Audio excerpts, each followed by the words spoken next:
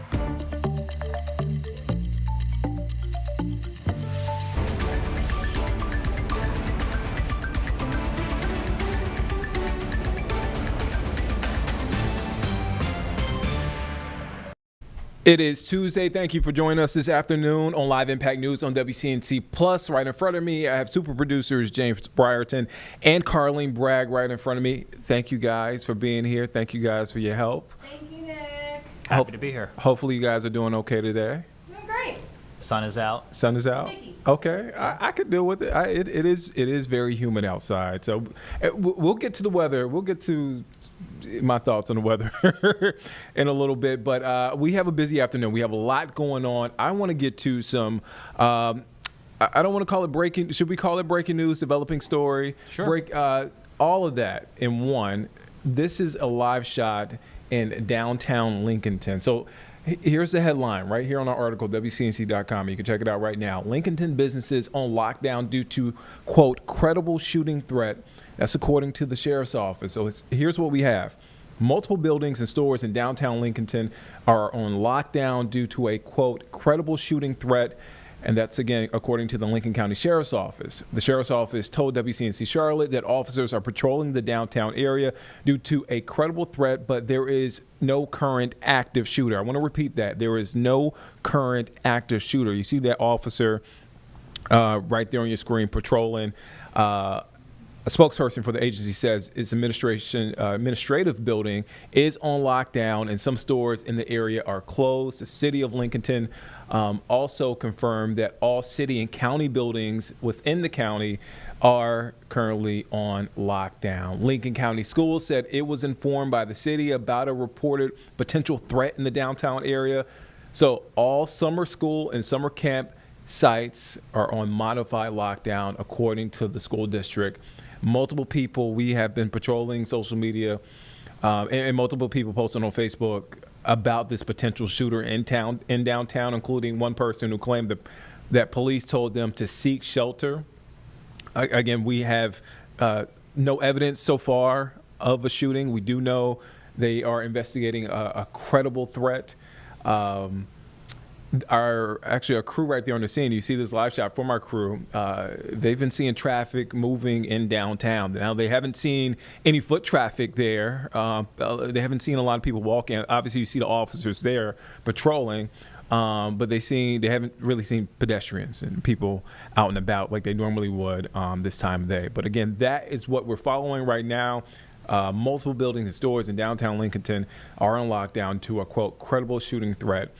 And again, that's according to the Lincoln County Sheriff's Office. We have a reporter there en route, and we will try to get her up as soon as possible to get any updates that she has. But that is a live look in downtown Lincolnton.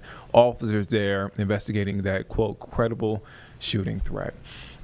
All right, so we will shift away from that, and as soon as we get more information, we will bring it to you here on WCNC Plus, Live Impact News. That's why it's important to keep the TV on all day, especially we always say this is the time frame during the show. We get a lot of breaking news come in on the show. So again, you want to make sure you keep your phone handy, TV on, and keep us on so you can get those latest updates.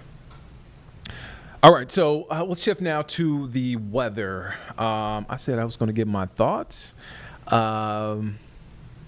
That's what people tune in for. Your thoughts. Look, it is hot. It is hot outside. So I'm an early riser. I get up early in the morning, go have a whole routine. But I found myself outside this morning around 6 o'clock this morning, taking a walk. Sun's already up, and it was swampy outside. Swampy. And I was like, I made the right decision today, as far as, we have my new segment, Nick's Picks. And the voice you hear is meteorologist Becca Birdsall. I think you would agree with me today on today being an ick. Yes, but you know what? I think you should choose your icks wisely, because I think tomorrow and Thursday it's gonna get even ickier. It is a pick. So, tomorrow's a pick. Today should be a pick. And then tomorrow is the ick. But you know what? It's just going to be a sticky, icky week ahead. We do have, I know this graphic was already debuted earlier. Meteorologist Chris Mulcahy made this. And Caitlin Hagwood said something funny earlier. Where is Nick standing? It looks like the depths of the underworld. Yeah. I mean, that's what it feels very, like outside. Very hot. The solar of the sun, the surface of the sun. I don't know. But it's definitely going to be feeling very hot this week. Likely only getting hotter and hotter each day. Of course, Friday is the first official day of summer, but it is going to be feeling very much like summer over the next several days. So Nick's icks right now were for today and towards the weekend. That's pretty much on par. It's going to be feeling pretty icky pretty much every single day. Live look outside across the Carolinas. You can see a mix of sunshine and clouds, pretty much what will carry into most of the afternoon, with temperatures warming up. It is already lunchtime, 86 in Charlotte, 90 in Charlotte, 89 in Rockingham, and 84 over in Statesville. But of course, factoring in the humidity, feels like 91 in Charlotte. Already feels up to 97 in Monroe, 98 in Charlotte, 97 in Rockingham, and even the lower 80s for the high country. So hourly heat index will likely peak in the middle to upper 90s, just like we did for yesterday afternoon. Definitely a day to hydrate, as that sunshine is going to make it feel unbearable for many today. Weather impacts for this afternoon, gonna have a chance for an isolated shower or thunderstorm, but most locations will stay dry, not nearly going to be as widespread as it was for yesterday evening. Tomorrow, guess what? Gets even hotter, and then looking ahead for the potential of a strong storm set up for Thursday as our next cold front comes along. Peak heat index over the next 5 days. This is what I was talking about, whereas tomorrow may feel even hotter, likely feel like the triple digits both Wednesday and Thursday. Now, as our next cold front starts to come through, behind it may be some briefly drier air, but it's still going to be feeling like the middle 90s for your Friday. Now, we are not under any heat advisories or warnings. We normally get issued a heat advisory by the National Weather Service when the heat index is expected to be between 105 to 109. Extreme heat warning is when the heat index is expected to be 110 or greater. We're not expecting either of those things, at least for this week ahead. Bermuda high is keeping us hazy, hot, and humid. We've been talking about that all week long, and on par with that, we already got a couple of showers and thunderstorms developing, not necessarily in and around the Carolinas, but something that we'll likely continue to see later on this afternoon with that daytime heating. Pop-up thunderstorms will start to occur, and so there is going to be an isolated chance for that. If you're headed off to the Knights game today, begins at 7:04. Temperatures will be starting to cool down into at least the middle to upper 80s during the time of the game, so just keep in mind, definitely a day to hydrate for sure. We are under a low excessive rainfall impact, especially for the mountains and foothills. A lot of the areas that saw the more significant rain from the past 48 hours. Flood watch continues for Ash and Watauga until about 10 p.m. tonight. Futurecast showing isolated showers or thunderstorms pretty much with the daytime heating, and potentially bringing a late night round of thunder as we approach around midnight, something that we'll be watching for. And then as we head into your Wednesday, this is going to be a much less coverage, only about a 20% chance of a downpour. I do think most locations stay dry.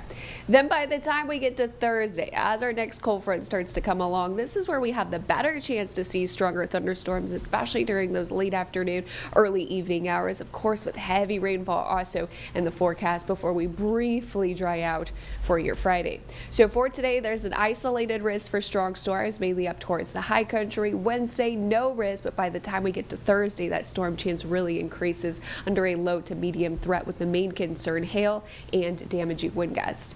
Official start of summer is this Friday at 10:41 p.m. and we are forecasting high temperatures in the 90s, of course. So 7-day forecast as we approach the next several days. No, it's going to be hot. I know Thursday is, of course, Juneteenth. A lot of people probably have off. Know that it's going to be a very hot and humid day, again, with the chance for stronger storms to set up later on in the day. By the time we get to Friday, briefly drier and briefly cooler. By the time we get to the end of the work week, that's when we get the effects behind that cold front. So that's why the heat index values will go down to the lower to middle 90s, but we are expecting to turn the heat back up by around Sunday, middle 90s, and especially into early next week. That's when a heat dome is actually going to be setting up. So if you think this is hot, get ready because that first full official week of summer is going to be unbearable. Okay, can I break down my criteria? Yes. I will. So I'm looking at the 7 days. So my criteria, I broke it down this morning. So yes, today is an ick, right? And I know it's going to be hotter, but we have to get that one hot day out the way. We just started this, so Sure. Yeah, so let me have my ick for this hot day. But typically, I'll give an ick for if it's raining, Okay. thunderstorms, plus hot weather. Yeah. Now, if it's just hot, it's most likely not going to be an ick because it's summertime in the Carolinas. I know. Well, we've been having daily storm chances in the forecast for the past week. Yeah, So it's yeah. it's not been the best week. But this is summertime in the Carolinas, something that we'll all have to get used to. But hopefully towards the end of the work week, Friday looks like it's going to be a good day. It's going to be hot, but dry with a little bit less humidity out there. And guess what that day is? It's a pick. It's a pick. It's a pick. I have the 7 day laid out. So I didn't just hear this and decide to make it a pick. I have it laid out. I have a logic to this. I Okay. know what, that graphic was for Nick's icks, and it Yeah. had you in the red. It had you hot. You come down. we need a. I was trying to figure pick. out where I'm like, where am I? I know I did this on a green screen, but I don't remember seeing red on the green screen. So just roll with me, guys. It's a work in progress. We're workshopping it. I think it's catching on. Yeah. It is. It's catching on. I think you guys are James. It's the talk of the town. Yeah, it really is. All right, now you guys are being funny. I don't know. See. You create something and then they don't embrace it at first, but they'll come around. That's the lesson of the Oh, day. for sure. Yep. We support it. Yep. We're here always. for you. Look, I support our weather team, our weather impact team. So there you go, Becca. Thank you for your time. Thank you for your time. Today's a ick, and it'll be fine, and we'll get over it. And next picks, icks. We're workshopping it, Carlene. We're making it work. Make it work. We're making it work, James. I'm here for it. Thank you for your support. Okay, let's switch gears now. We played the interview yesterday, and we also played it this morning with Malcolm Graham. He's a Charlotte City Councilman, and the little brother of Cynthia Graham Hurd. She was one of the 9 parishioners that murdered at Mother AME Church 10 years ago today. I remember that like it was yesterday. Carlene and I talked about it. Carlene was a producer there, one of the stations in Charleston at the time. I remember being sent out there and covering the shooting, the funeral of Senator Reverend Clementa Pinckney, the flag being brought down, the Confederate flag being brought down at South Carolina State Capitol, and all the events that came after the shooting. And again, today is a day of reflection. Today is a day of remembrance, and it's fitting that they are having service there at Mother Emanuel. They've had events since the end of last month through the end of this month, remembering the Emanuel 9. You see those victims right there on your screen. And our Richard Devane is in downtown Charleston. He was at the service today, reflecting back, talking to folks in that community about that tragic day. I can't believe it's been 10 years ago, but today marks 10 years of that Emanuel 9 tragedy. Let's take a listen into Richard Devane's report. Good afternoon. I'm standing here in Mother Emanuel AME. I'll step out of the way, let you see this service is undergoing right now. Folks have assembled here, community leaders, people who don't have any ties to this church other than living in Charleston, and of course the family and friends of those lives tragically taken. 9 people lost their lives on that night, but an entire community, an entire nation affected by one of the worst mass shootings at a church in U.S. history. But there's a resiliency. You can tell, you can feel the spirit of folks who say they'll never forget that day as they try to move forward. Of course, on that day, 10 years ago, we were at the home of relatives of Myra Thompson, one of the victims. Today, I had a chance to speak with her daughter. I actually woke up okay today.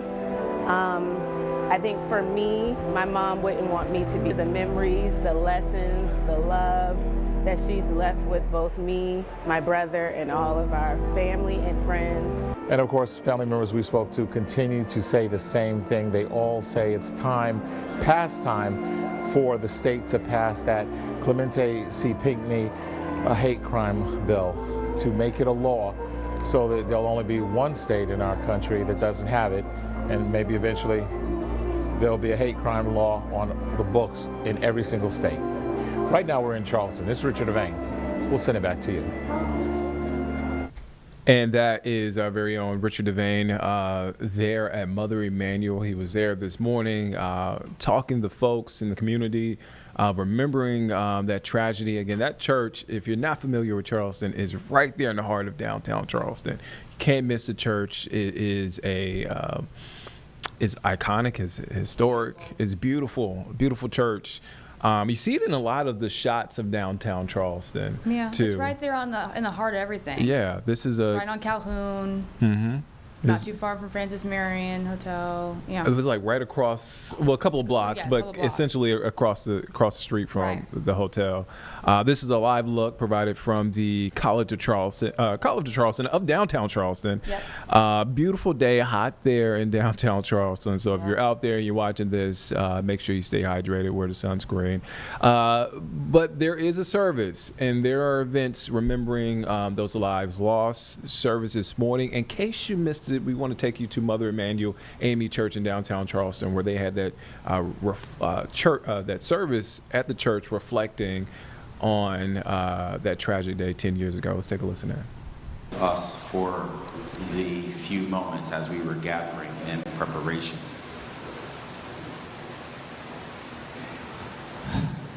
On behalf of all the members of Mother Emanuel, the Annual Commemoration Committee, let me welcome you to our 2025 Ecumenical Worship Service.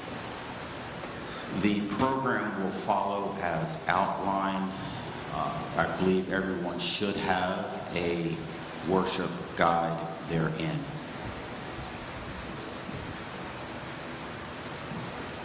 Let us pray.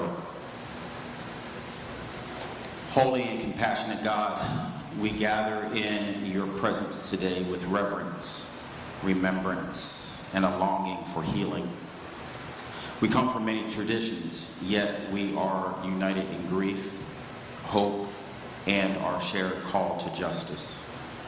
As we reflect on the journey of the survivors of the Emanuel 9 massacre and hold in our hearts the families of those whose lives were taken, we ask your spirit to dwell among us. We acknowledge the deep pain and the ongoing struggle and the strength needed to rise each day in the shadow of such loss. We confess that too often our thoughts and prayers have not been matched by action. But today, oh God, we ask you to move us beyond silence, beyond sentiment, toward transformation. Bless this time of worship. May it be holy ground where lament is honored, truth is spoken, love is felt, and justice is rekindled. Let the voices of the survivors be heard and uplifted. Let the memories of the Emanuel 9 be a light that guides us not only to remembrance, but also to renewal and change.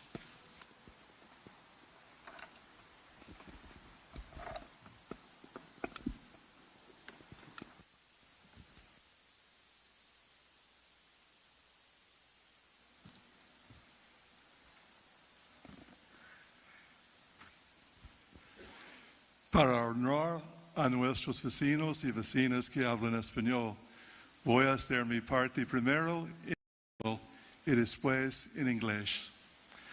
To honor our Spanish-speaking neighbors, I will do my part first in Spanish and then in English, and then I invite you to do your part listed in the bulletin.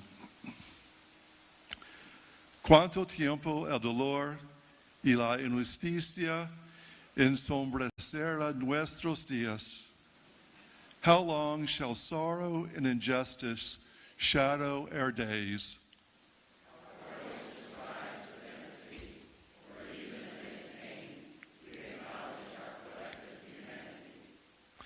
Hoy recordamos, hoy nos comprometimos a escuchar y hoy acogemos el llamado a declarar nunca más. El día de hoy celebramos la fuerza en cada sobreviviente. Today we remember, today we commit to hearing others, and today we embrace the call to declare never again. We celebrate the hidden strength of every survivor.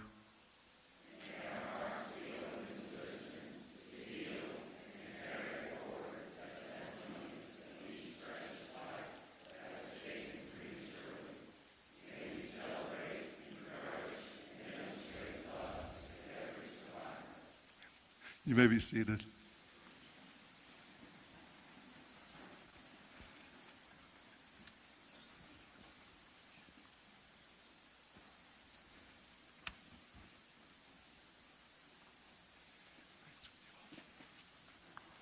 As you look in the worship guide, you will see the next portion of our worship experience, the reality of the struggle, a survivor's journey.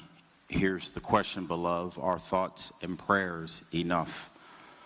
I will not read for you the following paragraph, but I will ask you to read it and to reflect upon it with prayer and sincerity, so that the Lord may be able to direct you and all of us together. We will ask now that Rabbi Jeff Myers, the rabbi of Triel Life, will come and bring reflections on being a survivor. Listen to his testimony. Listen with a heart of empathy, that you may understand the pain of survivors.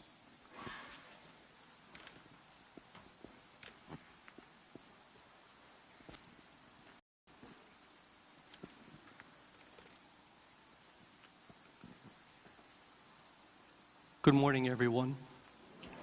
What a privilege for me to be here to stand in this beautiful space.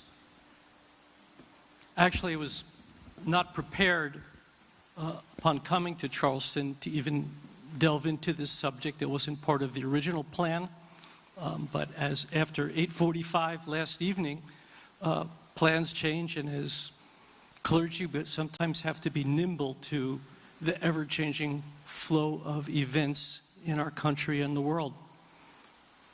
So when the decision was made that the words of a survivor were an important part of the program, so I lay awake last night figuring, okay, what can I share that might be meaningful and helpful to you?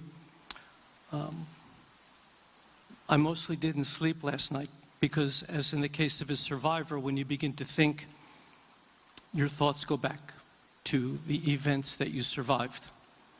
And in my case, using, I guess, old terminology, the videotape, for lack of a better word, played. And my experience is when the videotape plays of that day, all nearly 60 minutes, because I was on the phone with 911 for 56 minutes. The whole tape plays and I can't stop it. It has to play through. And as I thought about it, I'm not sure if I have the right words. I tried to gently weep so as not to wake my wife. Maybe a little background can help a bit. I grew up in central New Jersey, a child of the 60s. I was called Jew boy regularly in my public school system. Kids threw pennies at me because they said us Jews are cheap and we gather pennies. I was in fights regularly because I was Jewish. When my parents considered withdrawing me from the public school and putting me in a private school, the school principal at the time said, "You can do that, but you're going to find the same thing in the private school, and you're going to find the same thing in every school." So what does a 5-foot-tall, 90 pounds soaking wet, runty Jewish kid do when you're being picked on and bullied? You learn to fight with your mind. So of course in those days, this is before Nostra Aetate in the Roman Catholic Church, Jews were still blamed for the death of Jesus. So I would try to give a different point of view to my attackers. Sometimes it worked, sometimes it didn't. I managed to survive that until one day I came home from school, and I think it was in 5th grade. There were swastikas on my driveway with the words, "Jeffrey is a dirty Jew." Now, in the 1960s, there were no Holocaust curricula. It wasn't taught. It wasn't in any history books. It's as though it just didn't happen. That was my introduction from my parents about the death of 6 million of my people. Never forgot that moment. And I thought, this is all the price you have to pay to be a Jew, to live in America. All the things that I'd experienced. Until October 27, 2018, when I made the firm determination, no, there is no price to pay to be a Jew to live in America. It's unacceptable. There is no price that any human being who lives in America should have to pay to live in America, no matter your color, your faith, your sexual orientation. That's unacceptable. And that became my mission. As I was saying with the pastor last night, what is it like to be a survivor? I'm surrounded by remembrances and reminders of that fateful day every single moment of every day. It doesn't go away. It's a nightmare. You learn to cope with it. Fortunately, I've been with a psychologist now for nearly 7 years, and you learn to internalize it, integrate it into your being, and hopefully not have it destroy your life. Sadly, there are those who've been unable to manage the pain, and they've taken their own lives because it's just too painful. Tree of Life as a building never reopened after the shooting. Many of you may not know that. The congregation decided that it was just not a place they could go back into because of the wounds, both the physical wounds to the building, the wounds to us as a community. And I think it's the prophet Hosea, or it might be Micah, who had said, after the destruction of the first temple in 586 before the Common Era, he remarked, "They've defiled my holy place." That's how we feel as a congregation. We moved into a neighboring synagogue about 1.5 miles down the road. Most times when I drive there or drive home, I detour. I don't drive by Tree of Life. I can't. There are times when I'm driving home because for whatever reason the path has taken me and I need to pass it. I'll stop at the traffic light. All of the building except for the main sanctuary has been deconstructed, looking forward one day to reconstruction. And I just see the main sanctuary. That was not the place where any of the shooting occurred. It occurred in a smaller chapel and in other rooms in the building. And I look at it and I see an empty sanctuary. I see a mausoleum. It's not uncommon that I'll have to pull over to the side of the road because I can't drive. So last night, laying in bed, I engage in conversation with God. Sometimes we talk, sometimes we argue, sometimes I'll yell. And I basically just ask God, I don't do this anymore. It's enough. I just can't keep doing this. When does the pain go away? And the answer God gave me is, the pain doesn't go away. It never will. But what you can do is transform that pain. And as I thought about that, I said, really, how do I transform it? I said, transform it into fuel. That's the fuel to make you move forward. That's the fuel to have you continue on the mission that you now have. In all realities, I should have been one of the victims. There should have been not 11, but 12 or even more. I heard the shooting outside the sanctuary. At least in my synagogue, the elders come last, or rather early. They get their favorite seats. They talk with each other. When I heard the shooting, the trainings I had taken through the FBI kicked in, and I told them, drop to the floor as best as you can. The reason I said that is because they're 100 feet away from me, much like the people in the back of this beautiful sanctuary. They have walkers, they have canes. There was no physical way to be able to lead them to safety. I helped direct a few people in the front of the sanctuary, out of our sanctuary, and I had them drop to their feet, to the floor. I'm the last person to see these people alive, except for one who survived. And as I left the sanctuary, I turned back again. And I asked God to forgive me because I couldn't save them. I wanted to be Superman, but I couldn't be Superman. There was nothing I could do. I have what you call survivor's remorse. The fact that I survived, and I wonder why. And God said to me, you had to go through this because you needed to understand it to fulfill the mission.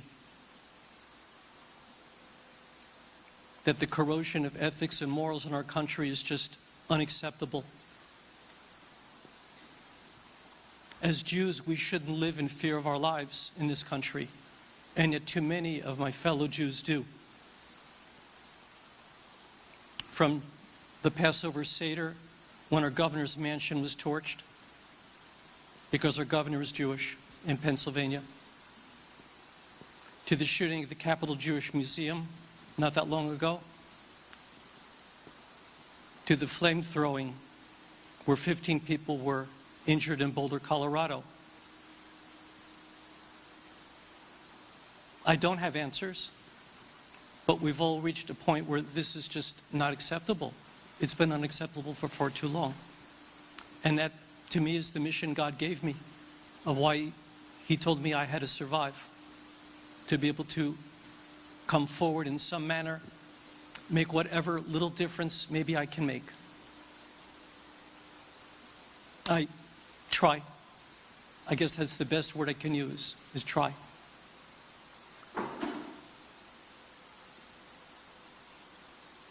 The pain doesn't go away. There are good moments in a day, and then there are bad moments in a day. Sadly, too often, we survivors are forgotten. We shower love appropriately upon the victims' families because they deserve our love. They deserve our embrace for the incomparable losses that they've suffered. But sometimes in doing so, we survivors become second class and we become the forgotten in America. I don't think we ask for anything other than don't forget us.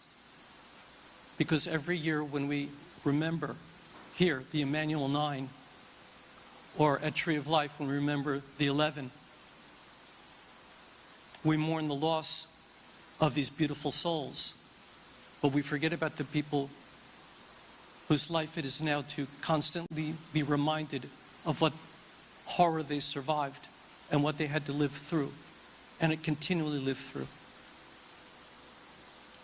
So I just pray to God for compassion and the loving embrace upon survivors, that they're able to continue to walk, to have productive lives, to be able to find meaning in the experiences that they've had.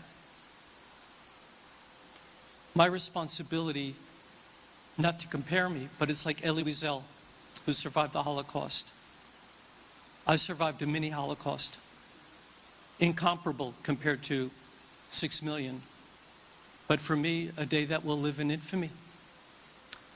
I'm here to bear witness of the evils, when what I call the H word, and I'll use the word once, H, hate, when that is allowed to spread and fester in our country unabated. The pain that it causes, the ripples that go beyond. And I'm here to bear witness to the horrors of that day. I pray that God, in God's almighty grace, can find ways to comfort all those throughout our country who've survived mass shootings. May God hold them deep and tight to his bosom, and may they find healing in their own path. And let's all say, Amen.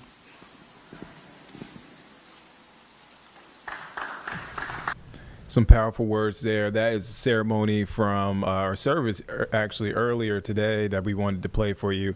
From inside Mother Emanuel AME Church in downtown Charleston, 10 years since that tragedy, 9 parishioners were murdered by a white supremacist there at the church while attending Bible study. So we, again, as we reflect back on that day and remember what took place, we'll go back to that service and play you more from that service. And also Mother Emanuel is doing other events throughout the week and throughout this month, remembering those 9 lives that were lost.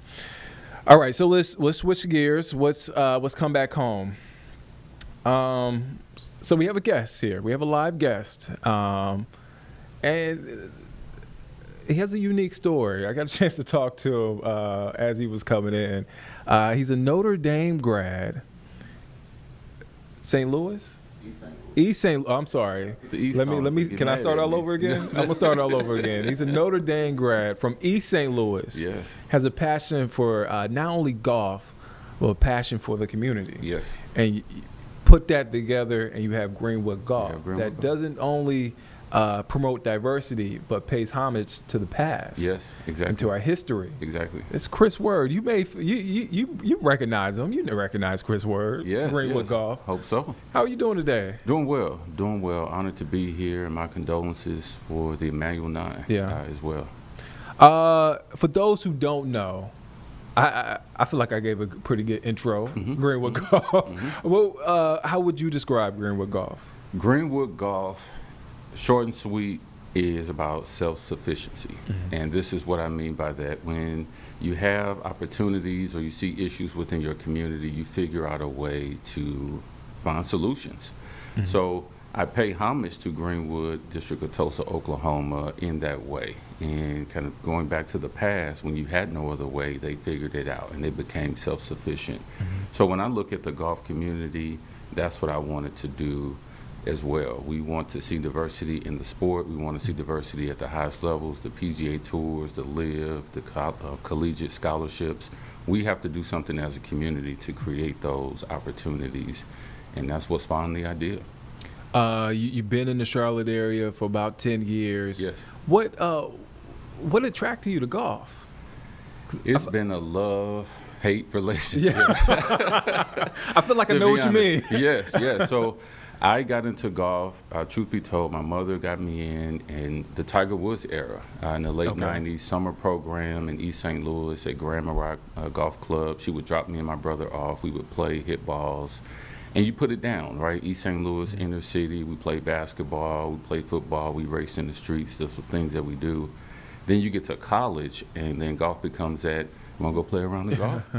Sure. So I picked the clubs back up in college, definitely at Notre Dame, and then it just carried me through. It became, I caught the bug early, and it became that thing that I just couldn't let go. Then as you begin to age and travel, it's hard to find where the best pickup basketball places are. Then you realize I'm not as young as I used to be. The knees and Exactly. So then golf became that outlet, and it was easier to find a golf course in any city that I was in and where I could play basketball, and it just stuck. I mean, so it's one thing to have a passion, but it's another thing to start a company. Yes. But what, yes. okay, when did when did the idea come about, and then when did the action follow? Great question. So in Charlotte, here we are, been 10 years now, but about 3-4 years at that point, I'm playing golf every weekend, no children, wife, and it was like, I'm gonna go play golf this weekend. Right. So I competed on the amateur level and like Golf Week Tour, and would just run into people, see people, be inspired by people that I saw on the course. But what we talk about a lot is, I wish I would have played when I was younger. Yeah, I wish I had yeah. the resources or the tools or the exposure to play when I was younger. COVID happened. We couldn't do anything but play golf. That was probably the only thing you could do with other people at that period of time. So golf got another, what I call renaissance in the sport. That's where a lot of people went to for their exercise, their outlet, and you just see it take off.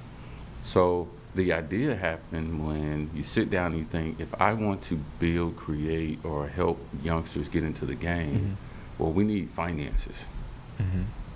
Well, you could build a company based on like asking companies for money. A lot of nonprofits do that. Or you can create a company that sells a product that funds all the ideas. So I started Greenwood Golf with the idea of becoming the first Black-owned golf distribution company. Yeah. And we have a golf ball, the Greenwood Golf Ball, which if you're available or interested, greenwood.golf, excuse me. If you're in Charlotte, it's at most of the public golf courses here in Charlotte to purchase. The idea is you need the golf ball to play the sport.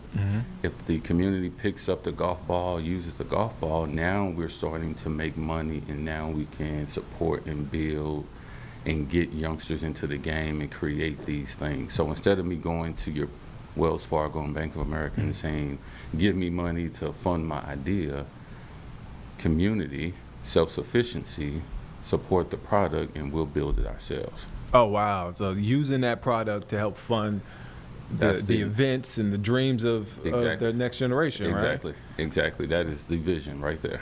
Because I've seen some of the stories that we've covered with you guys and the initiative. I mean, you guys do great work. You're doing great work. Thank you. Thank you. What is that feeling like when you golf is not an easy sport. It's not. But when you see those young people or people first picking up that golf club and it starts to click. Yes. For you, what is that like? It is it's exciting, it's inspiring, and I'll tell you one of the things, golf is like a personality trait. Like if golfers have that, because if you think about it, like it's the one sport where you get the immediate response that you did that wrong.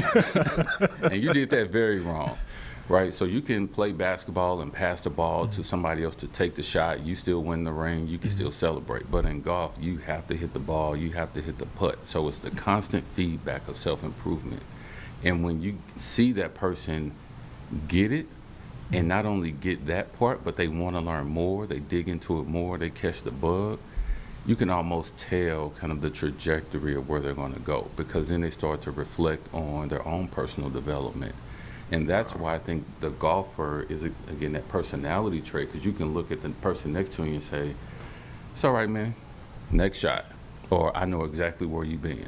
Or it's okay, let's have a talk, because we relate to failure. We constantly fail every time we're on the golf course. But when you can talk about improvement and how to actually take action to it, it's a beautiful thing. What have you learned the most? Before we get into the event, I know you have an upcoming event, but what have you learned the most through the game of golf, through your company? Yes, a lot in that. So I'll add this thing. A couple days ago was Father's Day.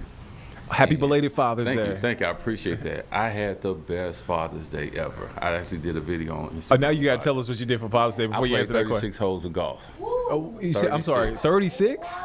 36. I left the house at 6:30. I played 18 holes at Catawba Creek in Gastonia. Drove past the house, stopped, got my cars, did my hellos, got my kisses, my hugs. Then I went down to Stonebridge and played with another group of guys at 2 o'clock, and I got back home at 7. But the beautiful thing about it is, I was on that golf course the whole day like a kid. Like, oh, man, I get to play golf. It's Father's Day. Oh, I get to play golf. It's Father's Day. And I joke about it, but when I walked back into the house, I was so happy. I was just happy. It was just being able to play the sport guilt-free. And we talked noise, and we put a couple dollars down, and, you know, gave each other a hard time. But just being on the course, and it was the best Father's Day ever. Ate food, went straight to sleep, and I ain't feel bad about it at all. It's Father's Day. So what I learned about myself is that failure will happen, and how do you deal with that? You can get mad and walk away. You can try to blame the person next to you, the noise on the road, the little leaf that landed in your way, the squirrel that caused a distraction, or you can figure it out and try again. And you got 17 holes or 18 holes or 9 holes, whatever's left, to keep trying and keep getting better.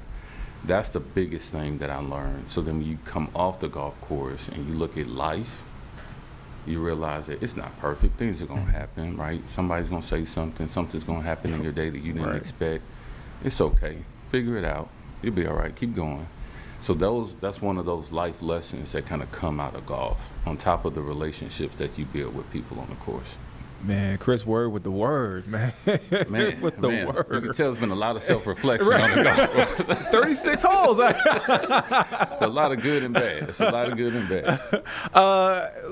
Juneteenth. Yes. You have an event this weekend, Saturday. Yes. In Matthews, right? In Matthews, In at Emerald Matthews. Lake Golf Course. So golf has several different layers. You have the course play on course, and then you actually have like tournament play.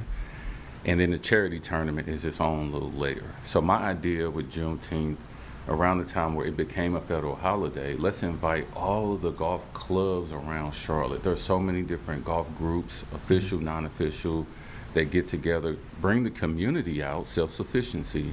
Let's raise money for the next generation of golfers. Everyone thinks about First Tee as, you want to give to the youth about golf, give to First Tee, but there's the Golf Fund, there's a Perfect Swing, there's Johnson C. Smith University's golf team here in Charlotte. They need financing, they need funding. So if you love golf and you're into the sport and you want to do something to support the next generation, play in our Juneteenth event, have a great time. Like we pull out all the stops. I'll drop a little secret.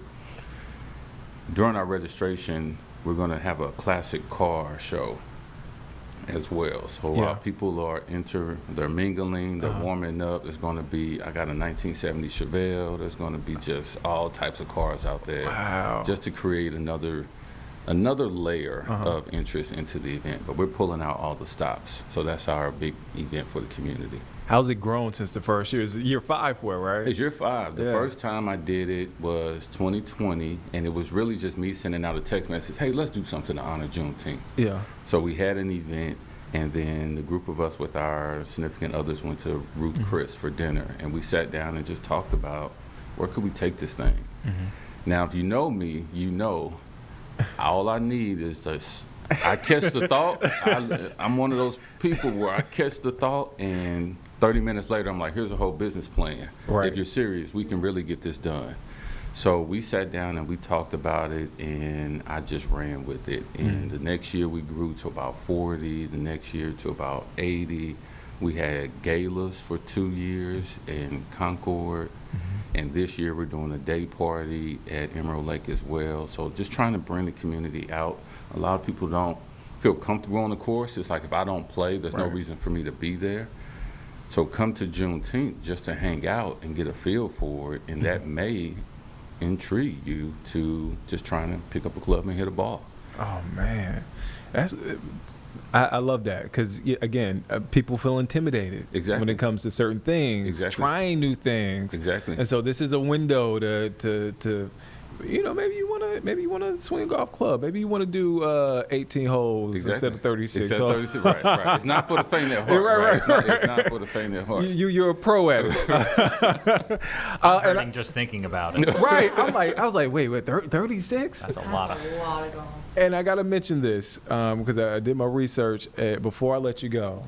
Chris Word, not only the CEO of Greenwood Golf, he was named Entrepreneur of the Year by African American Yes. Golfers Digest back Yes. in 2023. In 2023, yes. Man. Yes. Thank you. Congratulations. Thank you. I appreciate that. That spawned out of the idea of the golf ball, right? Yeah. We started the golf ball really trying to figure out a way in this space. You have the Titans, your Titleist, your Bridgestone, your TaylorMades. How can we do this thing? And that golf ball came up, and we eventually became USGA conforming status, which means a PGA player could play it. They may not, but they could. Yeah. And then bring it out to the community. Let's really try to do this thing. I'm not a talker a lot. Like, I don't just want to talk about the idea. Let's try. Right. So start the golf ball, and then the African American Golfers Digest magazine recognized me as the Entrepreneur of the Year, and I got some other things up my sleeve that I'm working on before the end of this year. And folks can support the Yes. website. Thank you for asking. Greenwood.golf. Greenwood.golf. All of our events. I do blog posts to kind of keep the conversation going. And I'll tell you this, another little thing.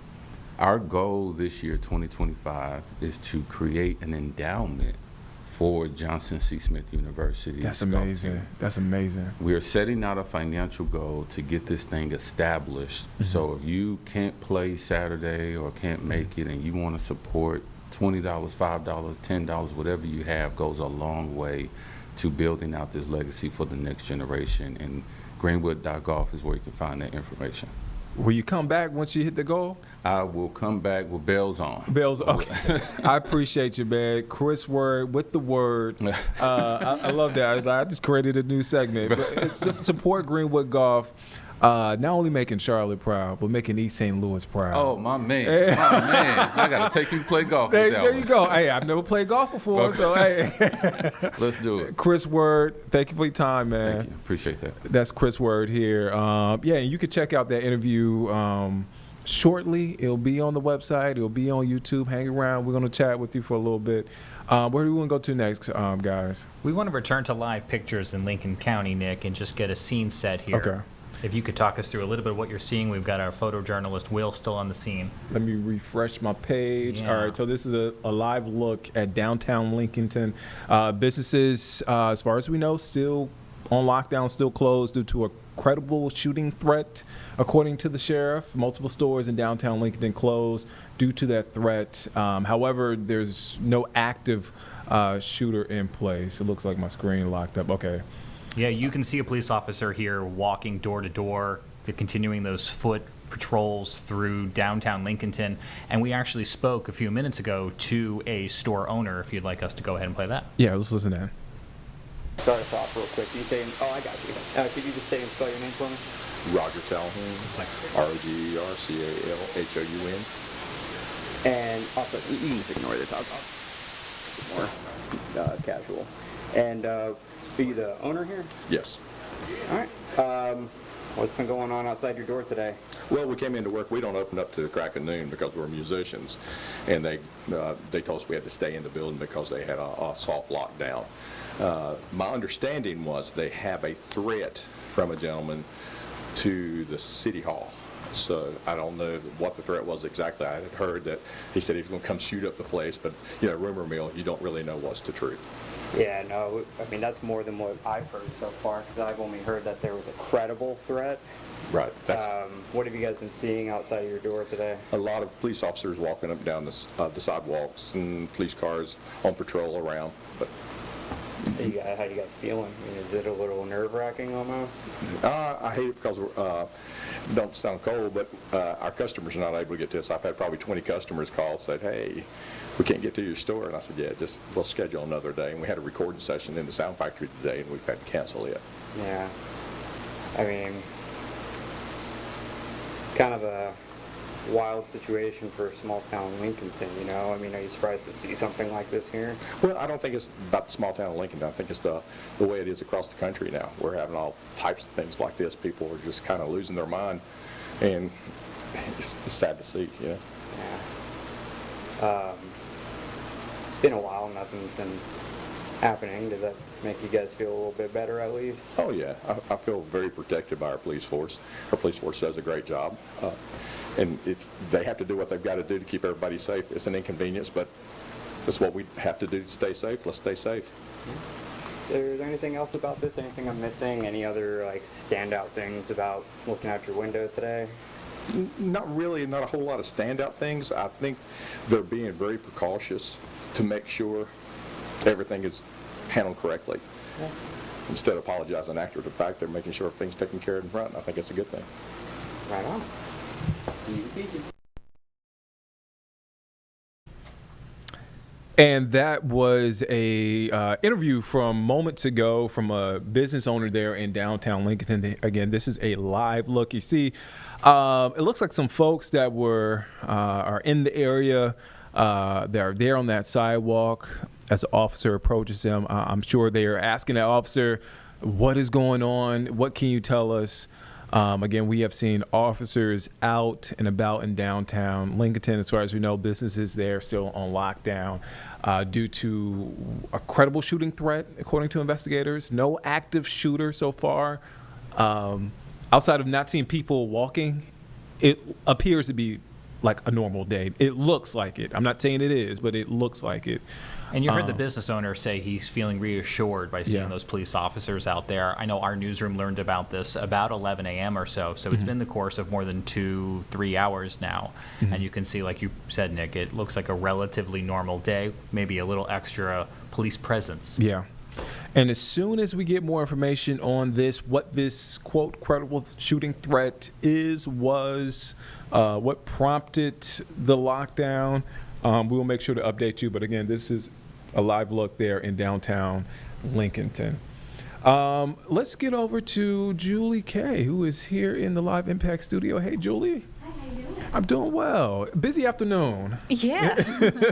Usually I'm the one that's busy. So Right. today it's you. Yeah. Right. It must be fun. But you are busy, not, not busy like you typically are. Usually knock on wood. Knock on knock on wood, wood. yeah. But you are busy because you're digging into Helene funding. That has been a big talker. Just last month, but I could be wrong. Last month. I wanted to say 2 months ago, but it's been last month. Stein called for an additional $891 million for Helene recovery in Western North Carolina, and the North Carolina legislator has been going back and forth with this. You're looking into it. What can you tell us? So, and you're right, it was a month ago. It was also 2 months ago. We've been doing this for pretty much the whole time now. It seems like every other week there's another request for funding, another, back and forth between the Senate and the House. And it's probably just going to be like that for a while. But what today is kind of boiling down to is, do we include Helene funding in the budget? Or do we stick with aid packages? So that's what we've been doing as of recently. And that Stein request you mentioned, the House did come back with something. It wasn't all the way there. I think it was about $460 million, which is not insignificant by any means. That was not even the first round of funding. I think in total it's been $1.4 billion that the General Assembly has approved. So that what we're working on now, trying to get that passed, the next round of funding, that $460 million, at the same time as having those budget talks. That's why that bill is getting kind of stuck in the Senate right now. Yeah. Because they are going back and forth. And those are two separate things. Just to be clear, like these aid packages and the budget, the House said, we want to stick with these aid packages as opposed to wrapping Helene into the budget because they get to Western North Carolina faster. And that's something that we're hearing a lot from Western North Carolina is we just need this now as soon as possible. Whereas the Senate's like, we don't want to pass a budget that doesn't have Helene in it because that's the biggest thing going on right now. So their proposal included $700 million for Helene, separate from any aid packages. So we're kind of going through this back and forth of everyone agrees we need to fund Helene relief and recovery for the next foreseeable future, not just this 2-year budget, forever. But how do we do it, and how do we do it in a way that gets there fast? And that's kind of the disagreement we're seeing right now. Why, I guess for folks out there, I guess no matter where you live, I mean, you would think there wouldn't be a discussion about this. Like, whatever they need, they would get. Why? I guess break down, what's the riff? Like, where's the riff? The rift is that we only have so much money. Okay. Helene was so incredibly expensive. Just to put in perspective, our usually per year the budget is, $30 billion for the state, something around there, $32 billion. To fully fund Helene recovery and to fix it as much as you even can after it happens would be, estimates are $60 billion from the state. So even if we, for the next couple of years, put all of the money and cancel literally everything else, which is not possible, by the way, we need to still pay people and have our, resources working, it still wouldn't be enough to fund it. And so that's why it's a genuine back and forth about, we want to get this money here fast, just about how to do it. So I know right now on the Senate floor, that's where this current bill, this $460 million, which would bring us to, I believe, $1.8 billion in total spending from the General Assembly. That's stuck in the Senate right now. Senate Democrats are trying really hard to push this to a vote. They just want to get it passed, and then we're going to deal with the budget later, whereas Senate Republicans are still working on the budget. And so that's where we're at now. It's not just a House and Senate issue, it's also along party lines. So it's getting a little bit difficult. I did reach out to Senate Pro Tem Phil Berger's office. I'm going to read that statement that he sent me, or his team sent me. It says he remains steadfast in his support for Western North Carolina. General Assembly has already put more than $1.4 billion towards Hurricane Helene relief and recovery. The Senate budget proposal also included $700 million for Hurricane Helene needs. Senate budget writers are working to identify budget measures that need to be accomplished before we adjourn for the summer, and that includes hurricane relief items. We anticipate taking up additional hurricane relief before we adjourn. Did not specify if that meant they're going to pass the budget before they adjourn, or if it meant a separate relief bill and then also Helene in the budget. So it sounds like they're still working out the details, and that's why it's going to take a little bit longer. The budget deadline, though, is July 1st, so we are getting close. It's possible we don't have one and that we just have a mini budget to tide us over, but then we start kind of from the beginning. It's kind of like the budget has always been a point of contention for years in the state legislature, and then you add on Helene funding, and it becomes a little murky. A little murky, to say the least. But I do think, everyone seems to be working towards the same goal. It's just a general disagreement about how to get there and how fast you can get it there realistically.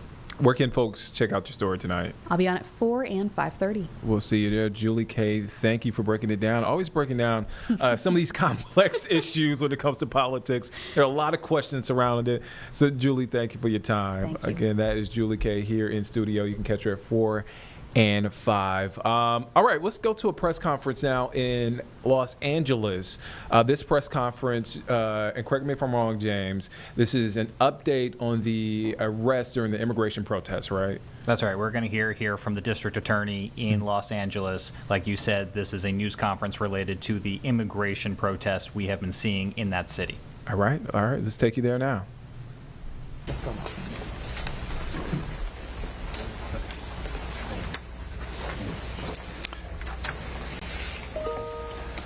Thank you very much. My name is Nathan Hockman. I'm the District Attorney of Los Angeles County. You will hear speaking today the United States Attorney, Bill Asaley. We will also have speaking the California Highway Patrol Southern Division Chief, Chris Margaris. We will also have Los Angeles Police Department Deputy Chief, Alan Hamilton. Also up here amongst us are representatives from the Los Angeles County Sheriff's Department. We have members from the District Attorney's Office, including our Charge Evaluation Division Deputy Head, or Head Deputy Alva Lynn, Deputy District Attorney Michael Blake of the Crimes Against Peace Officers Division. We are here to announce additional charges beyond the ones that we presented at our original press conference. In announcing these charges, I want to be crystal clear, as I am at every one of these conferences. Charges are not evidence. Every defendant we're going to be discussing is presumed innocent until and unless proven by legally admissible evidence beyond a reasonable doubt in a court of law. So if you hear us describing anything about a particular case, it is not evidence, These statements themselves will not be used in a court of law. Evidence will be presented to a judge or a jury in an appropriate time to convict someone beyond a reasonable doubt. So, first I'd like to start out with a thank you. I want to start out with a thank you because I think it's incredibly important to thank the hundreds of law enforcement officers that have come to Los Angeles at this important time, into Los Angeles County. And it's not just the Los Angeles Sheriff's Department, which has done incredible work, or the Los Angeles Police Department, or the California Highway Patrol. But we've also been joined by the ATF, and we have the special assistant in charge, the special agent in charge, Kenny Cooper from the ATF, who has joined us today. We've also been supported by the FBI. We've also been supported by 45 local law enforcement agencies throughout this county. It has been a tremendous amount of work to keep order, to allow protests to occur. Those protests have grown from hundreds of people to thousands of people, to tens of thousands of people, to hundreds of thousands of people. And I'm here to tell you that 99.99% of the people who protested did so lawfully, did so expressing their First Amendment rights, as is tradition in this country, voicing their thoughts, their opposition, their whatever to the government, as they are allowed to in this country. This right, we come to appreciate this right when we see it being denied in other countries. And we realize what an incredibly valuable constitutional right we have to protest against anything we find disagreeable in our system, but to do it absolutely lawfully. But what you'll hear, and I gave you this initial idea when we had our first press conference on it. Mr. Asali gave additional thoughts with respect to the federal charges that have been brought. The LA City Attorney's Office has given her additional thoughts with city attorney charges that have been brought against a relatively small segment. And when I say relatively small segment of people who committed criminal violations, these are people for whom the protest was a cover. They weren't interested in protesting. They weren't interested in joining the tens of thousands or hundreds of thousands of people that wanted to legitimately voice their concerns about what's going on in society. This smaller group, which numbers probably in the hundreds, not even in the thousands, this group wanted to commit crimes. They looked at the protests as a cover, an opportunity to go ahead and ply their illegal trade and commit a whole variety of crimes that in many ways has done a huge disservice to the legitimate protesters out there. And what you're going to hear is that sometimes those legitimate protesters have reared up their heads and helped us identify these criminals, as well they should. Because the media would only like to focus, quite candidly, on the fireworks being exploded, on the motorcycles running into law enforcement, on the incredible graffiti that is in many ways destroyed or certainly desecrated our historic buildings, on other situations, and you'll hear some of these additional charges being described today, of these few numbers of people who want to make it seem like Los Angeles is under siege. It is not. As I said before, 99.9% or 99% of people who protested did so legitimately, did so peacefully. And by the way, as a percentage of people in Los Angeles County, we have close to 11 million people in the county. 10% would be 1.1 million people. 1% is 110,000 people. We had 1/2 of 1% of the people in this county at most were protesting at all. So let's put that number back in context. 99.95% of people in this county didn't protest at all. Yet if you look at the media, the social media, the podcast, you would assume by their focus and their repeating over and over and over again of what's going on that Los Angeles was a war zone, no different than some real war zones across this world. Nothing could be further from the truth. But we're going to announce additional charges today, both myself, Mr. Asali, the CHP, and the LAPD, to give you an idea of the types of crimes that have been committed and will absolutely be prosecuted. The first, I will announce 5 of them. Mr. Asali will announce several others. The first one I want to focus on is by an individual named William Rubio. William Rubio is 23 years old. He has been charged with 2 felony counts of assault upon a police officer and 2 felony counts of using a destructive device to injure or destroy. Now let me describe the charges that have been alleged against Mr. Rubio. On the night of June 8th, there was a dumpster that was set on fire at 1st and Spring Street. Undercover officers observed Mr. Rubio allegedly throwing fireworks at the Los Angeles Fire Department and the Los Angeles Police Department personnel who responded to put the fire out. Mr. Rubio left the scene, but was spotted 30 minutes later, allegedly throwing fireworks at Los Angeles Police Department motor officers who were on a skirmish line. He was arrested. And when he was arrested, in his backpack, they found 20 individual fireworks. These included 11 M1000 quarter sticks. For anyone who understands fireworks, you have fireworks that range from the least explosive, an M80, an M100. These were 11 M1000 fire sticks, these quarter sticks. These quarter sticks are basically a quarter stick of dynamite. These are lethal devices, destructive devices. And had any of these been thrown in a person's direction, they very well could have killed or maimed that person. That was what Mr. Rubio was doing the night of June 8th, and Mr. Rubio was arrested. He was charged with these crimes, and if convicted as charged, Mr. Rubio faces up to 8 years and 8 months in prison. The second case involves Terrell Tillis, 30 years old. He's been charged with 1 felony count of possession of a firearm by a felon and 1 misdemeanor count of giving or receiving a large capacity magazine. On the night of June 11th, Mr. Tillis was in downtown Los Angeles, and he was detained for being out past a Los Angeles City mandated curfew.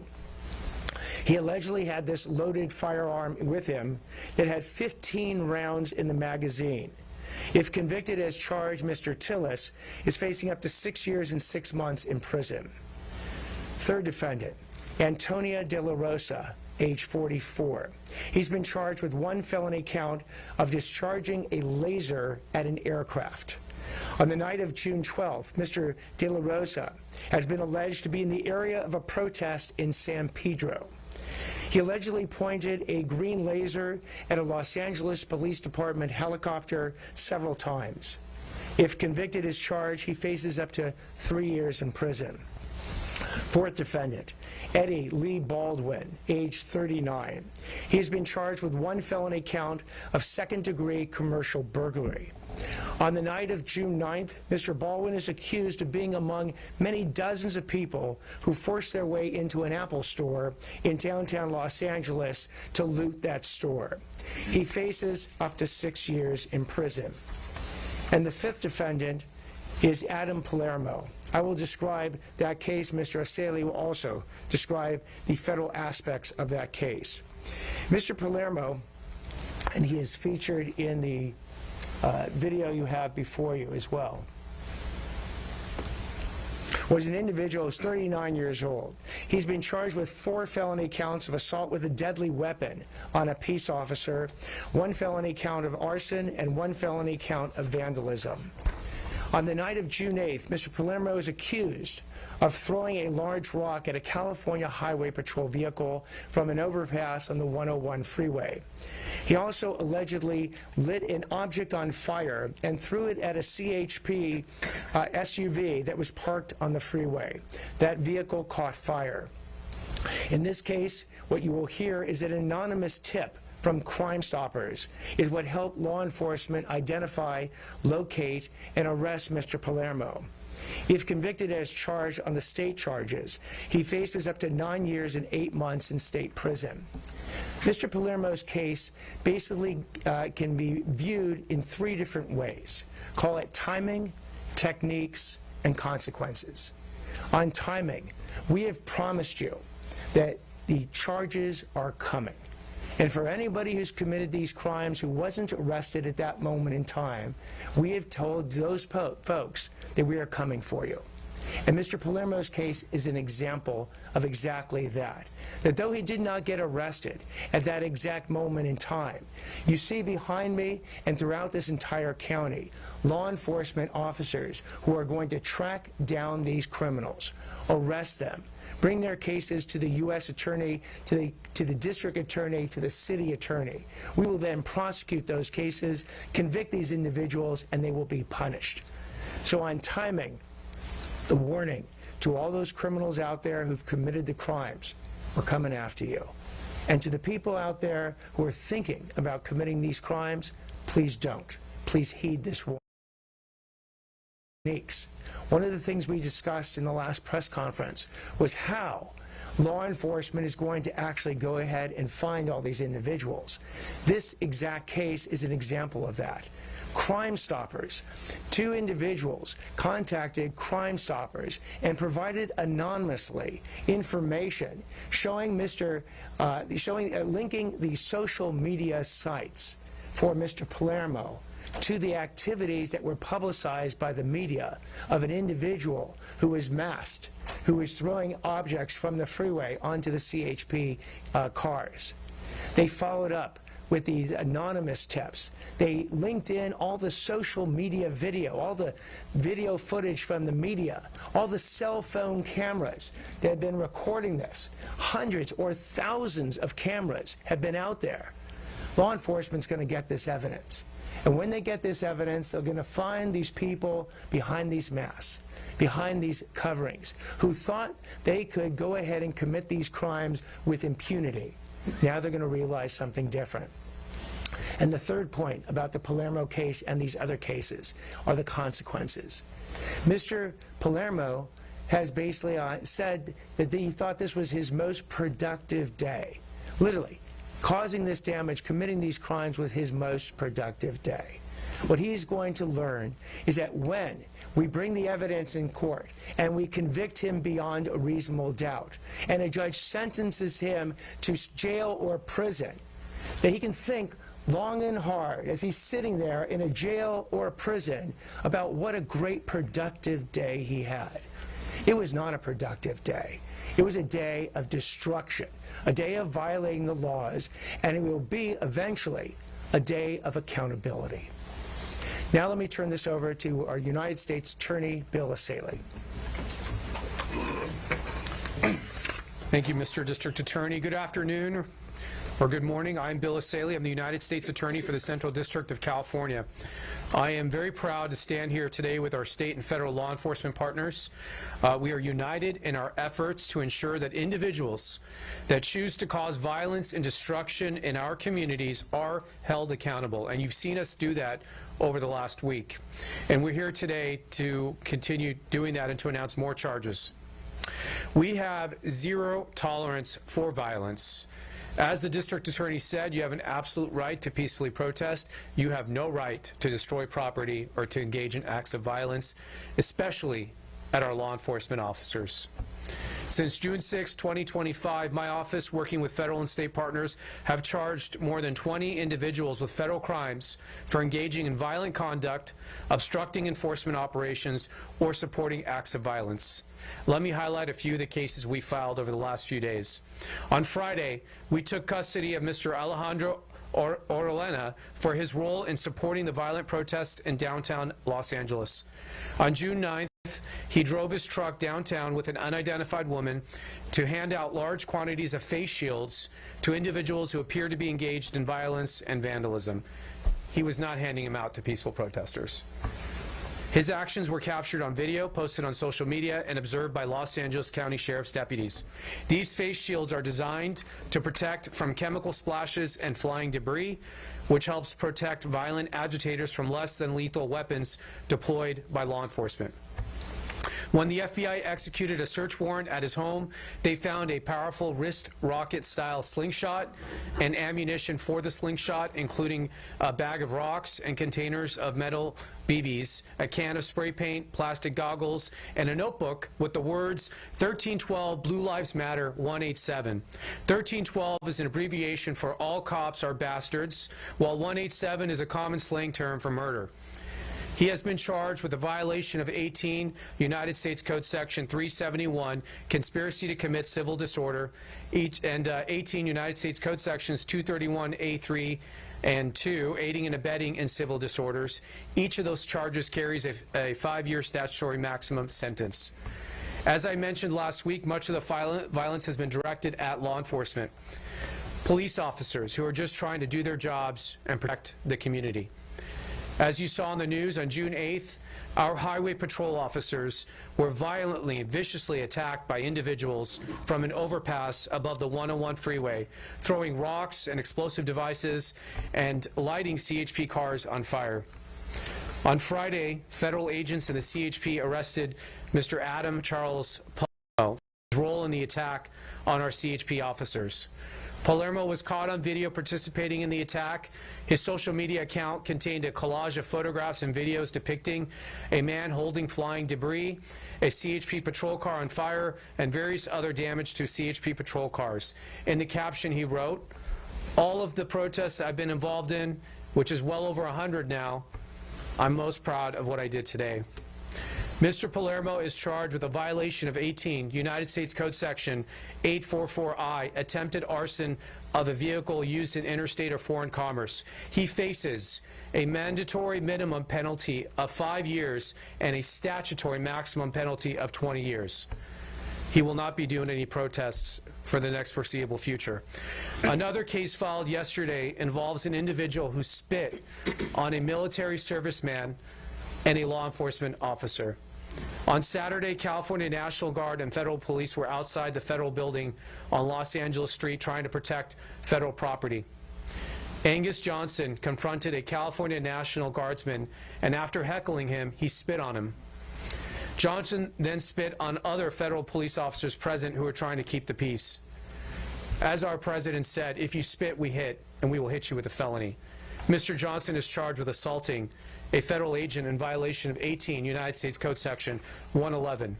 He faces a maximum sentence of 8 years in prison. We have dozens of ongoing investigations, and we are continuing our work to identify individuals who engaged in violence. Their masks, their face shields will not save them. We will find them, and we will go to their home, and we will arrest them. That is a promise I make to the community. I want to thank our law enforcement men and women. I want to thank our National Guard and the military for their service in keeping us safe. I want to thank the federal agents for their hard work, which they continue to do each and every day. They do not deserve to be treated the way in which they were the last week, and we're not going to put up with it. We have great working relationships with our local law enforcement partners, LAPD, the sheriffs, CHP, the district attorney's office, and we will work together to make sure we get the most aggressive and appropriate sentence for each of these violent actors. Thank you very much.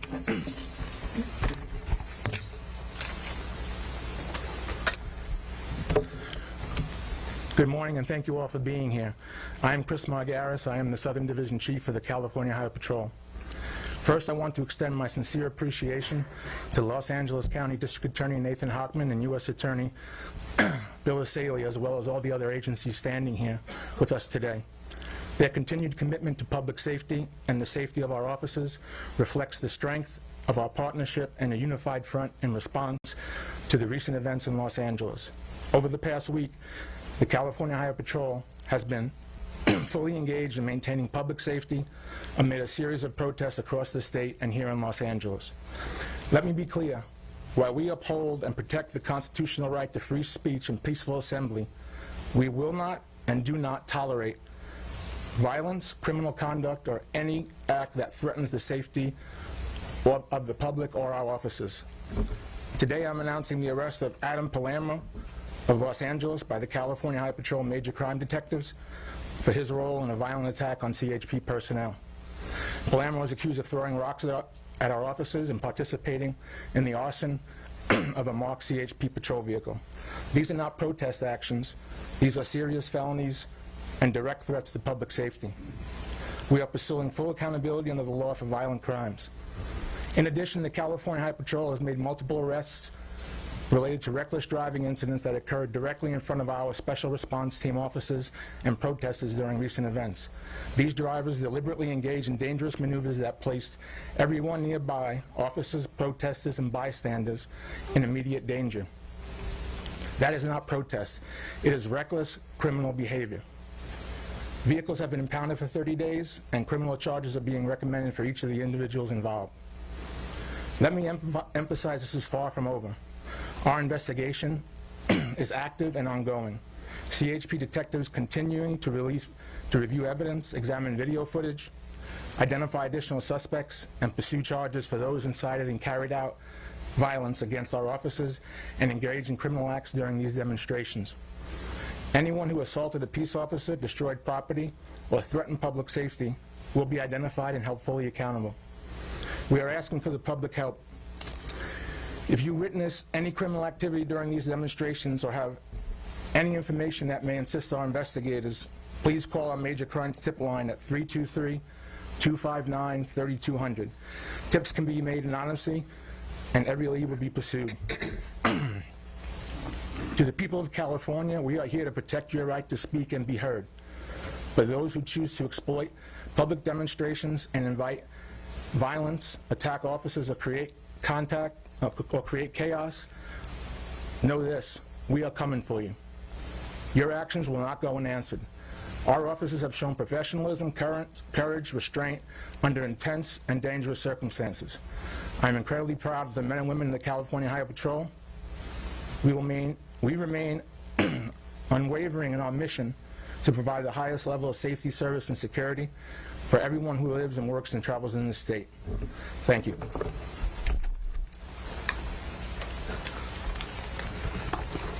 Good morning, everyone.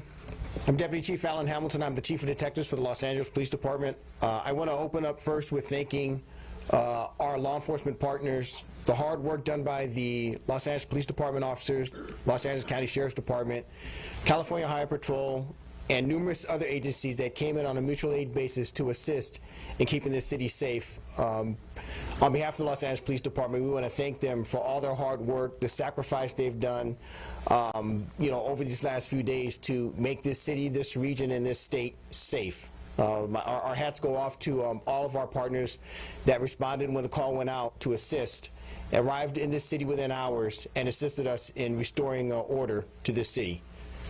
The city of Los Angeles is a peaceful and orderly city, and the Los Angeles Police Department will keep it that way.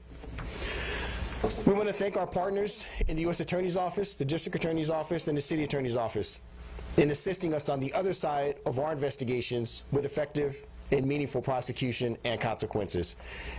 And as my partners have discussed, these investigations that we have initiated as a result of this criminal activity will continue. As I stand here and speak, our investigators are continuing to identify individuals that were involved in violent activity and looting activity in the downtown area, and we will be making additional arrests, and we will be arresting additional suspects and bringing them to justice as well as we have in these cases that we're discussing today. The Los Angeles Police Department supports the right to peacefully protest, but when individuals choose to engage in violence, arm themselves, or endanger others, including officers and community members, we will act and we will seek prosecution. Pointing a laser at an aircraft is not a prank. It's a felony and a serious public safety threat. When a laser hits the cockpit of an LAPD helicopter, it can temporarily blind or disorient the pilot, even at high altitude or at speed. In low-flying urban environments like Los Angeles, this creates an extremely dangerous situation where momentary loss of vision can lead to a crash that puts lives at risk on the ground and with our air crews. This behavior is not only reckless, it can blind a pilot and cause a catastrophic crash. A crash caused by a laser strike could impact homes, traffic, businesses, or peaceful gatherings below. These incidents also jeopardize the safety of officers on the ground who rely on aerial support for real-time intelligence during emergency, crimes in progress, and crowd management. Unfortunately, we're seeing an increase in the use of laser pointers at protests and during incidents where individuals appear to be intentionally targeting law enforcement. This is not accidental or careless. It is often deliberate interference with law enforcement operations, and it has all the hallmarks of criminal intent. In the case of Mr. De La Rosa, the laser was reportedly aimed at the LAPD airship multiple times, demonstrating a clear disregard for human life and operational safety. I will tell you that I was out there that night when that happened at approximately 11 p.m. And I know a lot of people see Los Angeles police officers and other law enforcement agencies with the tinted glasses when we're at these protests. We have had law enforcement officers sustain career-ending and life-damaging injuries to their eyes as a result of laser strikes on the ground. So you can only imagine how dangerous it is for an air crew operating hundreds of feet above a crowd, providing timely intelligence and safety to the officers below. That activity will never be tolerated in the city of Los Angeles, and we will always seek to take effective prosecutorial action after arresting those suspects. We want to thank the district attorney for pursuing felony charges in the cases presented today, along with their partners at the U.S. Attorney's Office. These crimes don't advance any cause or further any message at all. What they do is endanger the lives of our officers, harm our communities, our small businesses who are desperately trying to recover in a very challenging atmosphere, and our civic institutions. There was some discussion about the historical buildings down here that have sustained serious damage, and it's just not going to be tolerated in this city. It is not going to be tolerated. I want to commend our detectives, our partners in law enforcement, who are working tirelessly to investigate these cases and bring justice to our city. We remain committed to ensuring Los Angeles is safe for all, and that includes those that want to come to Los Angeles and legally protest in our streets. We will facilitate that to the nth degree and make sure that they have the right to express themselves and express their First Amendment rights. Thank you. All right, we'll take questions now, and then we will have Maria Ramirez, our Assistant District Attorney, offer remarks in Spanish, and then after we're done, she can do one-on-one interviews with the Spanish media. Yes? Yes, so as of June 7th, LAPD, I believe, reported that there have been about 575 arrests. Have all those cases been over to your office, and will you prosecute them all? So to the extent that there are hundreds of arrests, some of these arrests, a good large number of these arrests in Los Angeles City will be misdemeanor prosecutions. The Los Angeles City Attorney's Office handles almost all of the misdemeanor adult prosecutions in the city. A lot of those misdemeanors can involve curfew violations. They can involve failure to disperse orders that were not complied with. I know that the City Attorney's Office last week brought 14 prosecutions. I'm sure that they have hundreds of these under review. In the District Attorney's Office, we have either filed or in the process of filing 30 charges. You heard that the U.S. Attorney's Office has an additional 20 charges. We are getting as we get the charges, we evaluate them as quickly as we can, make sure that the evidence can be proven beyond a reasonable doubt in a court of law, and then we bring the appropriate charge. We anticipate that happening for, as you heard from law enforcement, for weeks or months to come. Yes. We'll go here and then we'll go back there. Okay. This might be a combined question for you and the U.S. Attorney. It seems some of the assaults on officers are being charged federally, some are charged state, and then in the case of Palermo, there's parallel tracks. Can one of you just explain, I guess, like the threshold as to what is causing something to be federal or state? Because, you know, they've charged guys in Paramount, right, allegedly threw Molotov cocktails at sheriff's deputies, and they got the federal case, and you've got this firework case involving the LAPD. That's you. So just can you kind of just walk me through why some are going some way, some are going the other? There are certain charges that are actually the federal government has a certain type of charge that would be more appropriate for the facts involved, and sometimes it's the state and local district attorney's office, and sometimes even the city attorney's office that has both jurisdiction and the appropriate charge. You're watching Live Impact News on WCNC Plus. I'm Nick Servant. Right now, you're watching a press conference from earlier. It actually just wrapped up, but we went to the beginning of the press conference just to catch you up. But this is a press conference out of Los Angeles. The DA there giving us updates on new charges in the immigration-related protests that have been happening in LA for more than a week now. So that's there. You can catch that press conference. I believe we streamed that. I believe we have bits of that on our website. Correct me if I'm wrong, James. Well, and I'm sure it'll be a big topic heading into nightly news tonight as we continue to watch protests across the country. And so we'll leave this there. We want to come back home. So we have an update on a story that we had here live on Live Impact News on WCNC Plus as breaking news a couple of weeks ago, back on, I believe, June 6th. It was a Friday. There was a death investigation at a former Charlotte hotel, which was turned into a drug recovery center. And authorities found, which we later learned, a woman and young child dead inside of a hotel room there. That's a look at the scene from when we broke that story here on Live Impact News.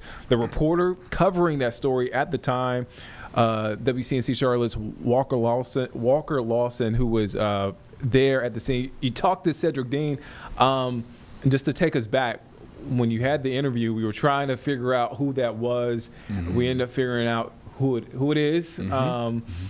And you got an update on Cedric Dean, who runs that drug recovery center. Yeah, so just kind of backtracking a little bit. When we last spoke to Cedric Dean, obviously he had some people there from Heal Charlotte, which is a separate program that was there originally. They moved out, have no relation to HELP, which took over the site, as you mentioned, for those struggling with substance abuse issues. And so Cedric had been having some troubles in that hotel with getting some of the former residents out that led to his arrest, where he was basically trying to get a woman to leave the property that wouldn't. So fast forward, obviously we had this death in the hotel.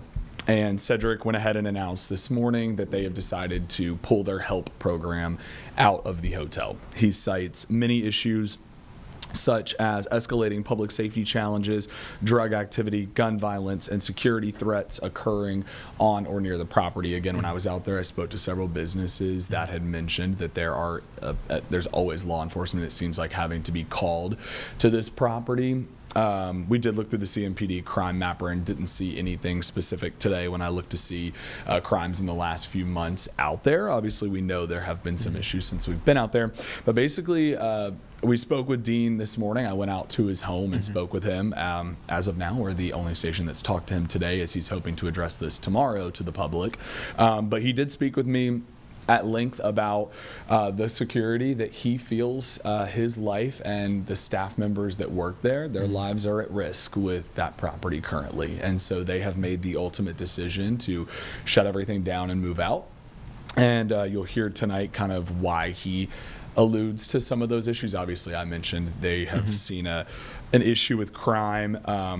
And he, a couple weeks ago, we interviewed him, said that when he was arrested and told he couldn't go in these rooms and check on people, he was essentially saying that CMPD was responsible for the death of someone like this because he could not get into those rooms. Well, then I spoke to an attorney a week later who said, technically there's a process to get those people out, and he can't just go into the hotel and play Wild Wild West, is what they quoted, and just kick people out. There's a process, a legal process. It goes before a judge. So obviously there's just been a lot of issues happening for him on that property, and he has made that executive decision to walk away. What was his tone this morning? Frustrated. Yeah. Frustrated with law enforcement. Very upset with what he feels is a lot of issues, and he's basically being told he can't do anything, and he feels as if he's getting no support from law enforcement. He said to me specifically today, one of the things he said was, why can't an officer just be out there sitting at the hotel or patrolling or checking in on the site? If we have so many issues and we're trying to make these changes, why is law enforcement not out there? And he I think is really frustrated with law enforcement more so than anyone else, because he feels as if several things have happened, and you'll hear that tonight. Several things have happened since we were last out there, that he feels like he hasn't gotten support from, and it's not a safe place for him or his staff or the people that are living there. Yeah, it's interesting that we get the update because I was coming back from with the High Point this weekend, and obviously you see it off of 85 in North Charlotte, and I saw people there. Yeah. So in my mind, logically, it was a big story that we covered, that you covered. Yeah. I wonder what was the update on the hotel, and here we go. Yeah, and when you're out at the site, you see a lot of people coming and going. Yeah. There are a lot of people walking in and out of the hotel, up and down the street. And he had mentioned, this is an issue because he's saying because he was arrested and told he couldn't go into rooms, he can't tell who's coming into these rooms because he can't go and knock the door down or ask and check in on his people that are staying there. So he's saying that this has hindered him from being able to know who's coming in. Obviously, they know who's walking in the door, but they can't go in rooms. They can't do all of these different things. And so it's just become too much to handle. A lot to sort out here. Walker, thank you for your time. And folks can find your story tonight. What time? It is airing tonight at 6, so it'll be around 6:15, I believe. Sorry, 6 o'clock on the dot. 6 o'clock on the dot. Yeah. You can catch Walker's story. You can also find it on our website. Right now, the article is up, WCNC.com. Also, download the app. Walker, thank you for your time. Thank you for having me. We're desk mates, so I'll see you in a bit. Yeah, right. I'll see you in just a little bit. That's Walker Lawson with an update on that former hotel in North Charlotte, death investigation there from a couple of weeks ago. So make sure you catch that story at 6 o'clock. All right. Weather time. It is weather time. It is hot. It's hot. It's an ick day. Today's a Nick ick. It's a Nick ick. I like. Are we getting that on merchandise? Like a T-shirt or a hat? We should. We'll figure that out. Nick ick only on WCNC Plus. Yeah. Something to that effect. Something on like Live that. Impact News. Raised with 2 thumbs down. But we still haven't gotten the pick. So tomorrow will be a pick. So you'll get to see the animation with the pick. 2 thumbs up. 2 thumbs up. Shout out to Chris Mulcahy for making that happen. It kind of came all of a sudden last week. We put it together, and there you go. Did I disappoint with how I? Okay. It was a good performance. Carlene, I told Carlene James that we were going to take a break at the end of last week with my icks and picks, so we can get some graphic situation handled, and we got it handled. It paid off. And it paid off. Do you like it, James? I like it. I think we should change the background. You know, like on Who's Line, it's like where is Nick? Where's Colin from Who's Line? We'll just change the background. Since now you've danced in front of a green screen, we can put you anywhere. You can put me anywhere. You can put me on the beach. Put you on the beach. You can put me anywhere. We'll figure it out. Okay. But for now, while we figure that out, let's check in on the forecast. Here's meteorologist Majestic Storm with your forecast. Well, good Tuesday afternoon to you. I'm WCNC meteorologist Majestic Storm. Boy, we are in for another beautiful but very warm and muggy afternoon. Those temperatures yesterday were hot, but today we're going to get even hotter. So a few things you're going to want to know as we're heading into the rest of our Tuesday. We topped off at 89 degrees for our high yesterday, and today we're forecasting 90. Now, 90 degrees, that's our actual air temperature.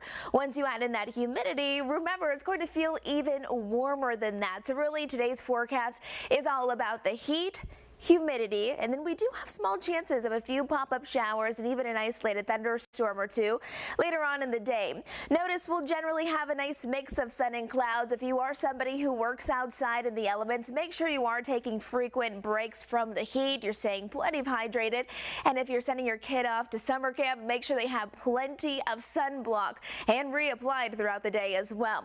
Very warm temperatures. If you have any outdoor pets, make sure they are properly taken care of. That means lots of shade, shade and fresh, clean water. Now, focusing still on Charlotte, and today we know it's going to be hot. We know it's going to be muggy, feeling very summer-like. This is our heat index value, what it's actually going to feel like on our skin as we're heading into the afternoon. Look at this again for Charlotte around 2 o'clock in the afternoon, 96 degrees. So if you haven't already and you're trying to beat the heat, you need to get going soon because things are cranking up fast and holding on to those very warm feel-like temperatures even throughout dinner time and afterwards.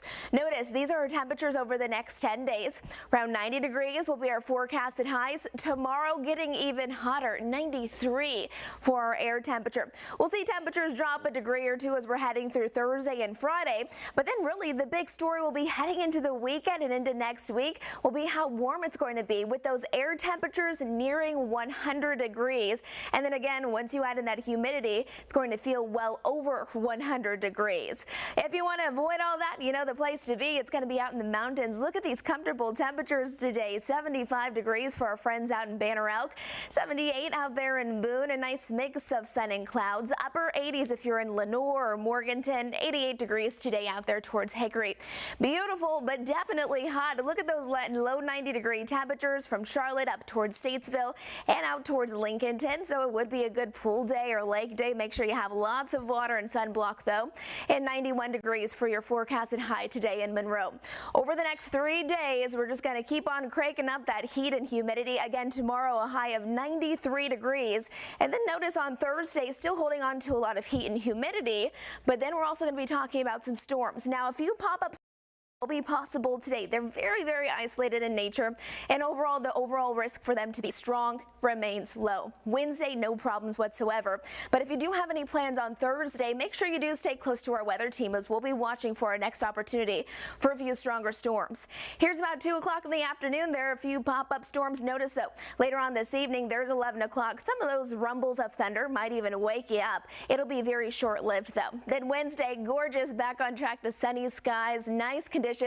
Definitely hot though. And then heading into our Thursday, again, this is going to be the day that we're watching to see if any of those storms do start to pop up. The morning time seems all right, but as we head towards the afternoon and evening, that's when a few of those storms will start to make its way back across the area. 7-day forecast, there you go. Multiple days in a row. All 7 days in my 7-day forecast will be into the 90s. And remember, this could be dangerous heat if you're not paying close attention to yourself and your body. Make sure you're just being very mindful of that. Small rain chances today, and then again, we'll be watching for that severe threat on Thursday. And that's a look at your forecast. All right, so we want to go now to Senator Alex Padilla, a Democrat out of California. He spoke on the Senate floor today about being handcuffed and removed from the Department of Homeland Security, Kristi Noem's press conference last week. So we played that press conference live for you here on Live Impact News on WCNC Plus. We actually showed you the moments of when he was handcuffed and taken away forcibly during that press conference. And that press conference was regarding anti-ICE protests in LA. That's where that press conference was happening. But again, Senator Alex Padilla spoke earlier today about that encounter. Let's take you there now. Let's listen in case you missed it. President. The senator from California. Mr. President, it's important for me, for this body to know that over the last 2 weeks in Los Angeles, my hometown, that we've seen masked federal agents in tactical gear ordered into our communities. We've seen a disturbing pattern of increasingly extreme and cruel immigration enforcement operations targeting non-violent people at places of worship, at schools, in courthouses, all to meet an arbitrary quota. Now we're seeing President Trump federalize National Guard troops and deploy them without the governor's consent. Active duty Marines now being deployed, escalating tensions in our city. And it's important to note all this without coordination with state and local law enforcement. And despite repeated requests for the justification for these extreme actions. And after months and months of little to no response from the administration on their aggressive and theatrical immigration raids, the Trump administration has done everything in their power but to provide transparency to the American people about their mission in Los Angeles. And so last week, I chose to go home to try to get answers from the administration as they are literally militarizing our city. And I want to share what I learned, I want to share what I heard, because it should shock the conscience of our country. Now, one of the first items on my schedule last Thursday was a meeting and a briefing with General Guillot, the 4-star general in charge of U.S. Northern Command. Many of you know him. The briefing was scheduled at the federal building in West Los Angeles, where they're overseeing these military operations. When the United States military is deployed domestically, when our troops are deployed against the wishes of the governor for the first time since 1965, against the wishes of the local mayor, and even against the wishes of local law enforcement, both the police chief and the sheriff, we are in uncharted territory. My effort to do my duty to conduct congressional oversight, to get Department of Defense that state and local officials were not receiving,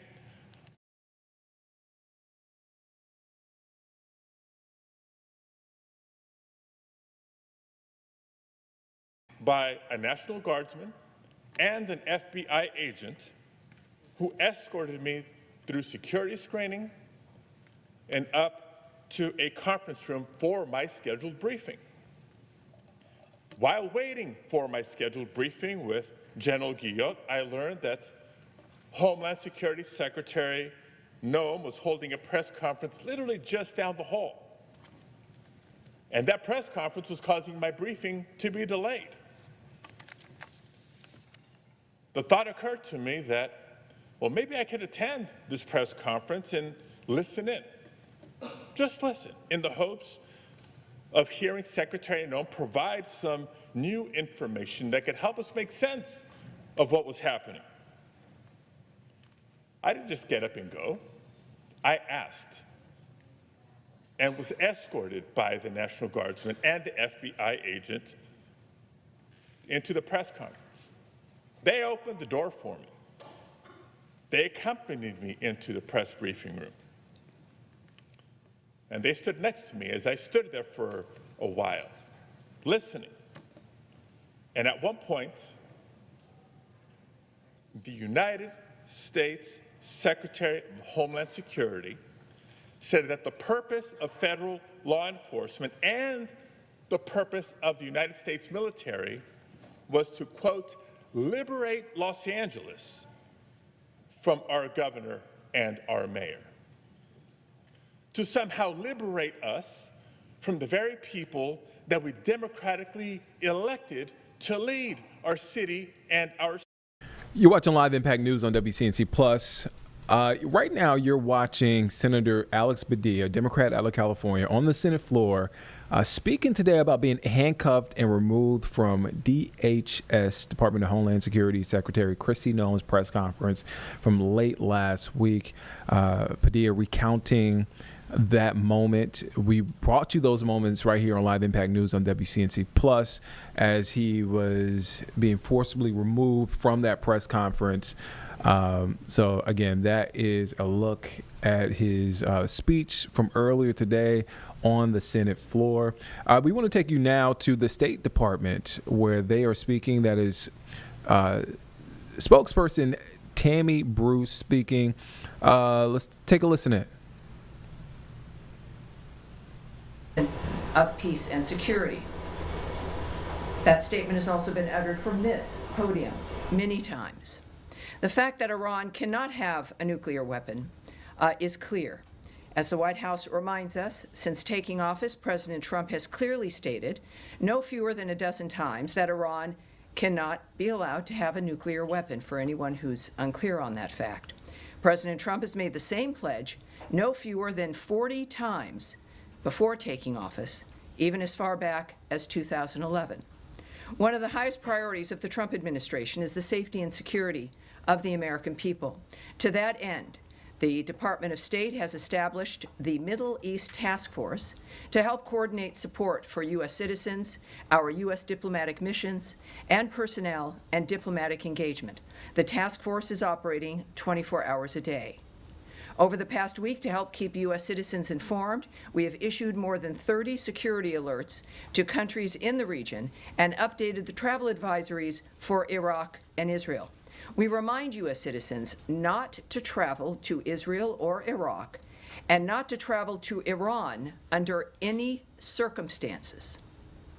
We continue to monitor the complex and rapidly evolving situation on the ground as we continue to assess and address the needs of U.S. citizens. We urge all U.S. citizens to regularly visit travel.state.gov for the latest travel advisories and security updates, and to enroll in the Smart Traveler Enrollment Program, also known as STEP, to receive timely alerts and guidance from the State Department.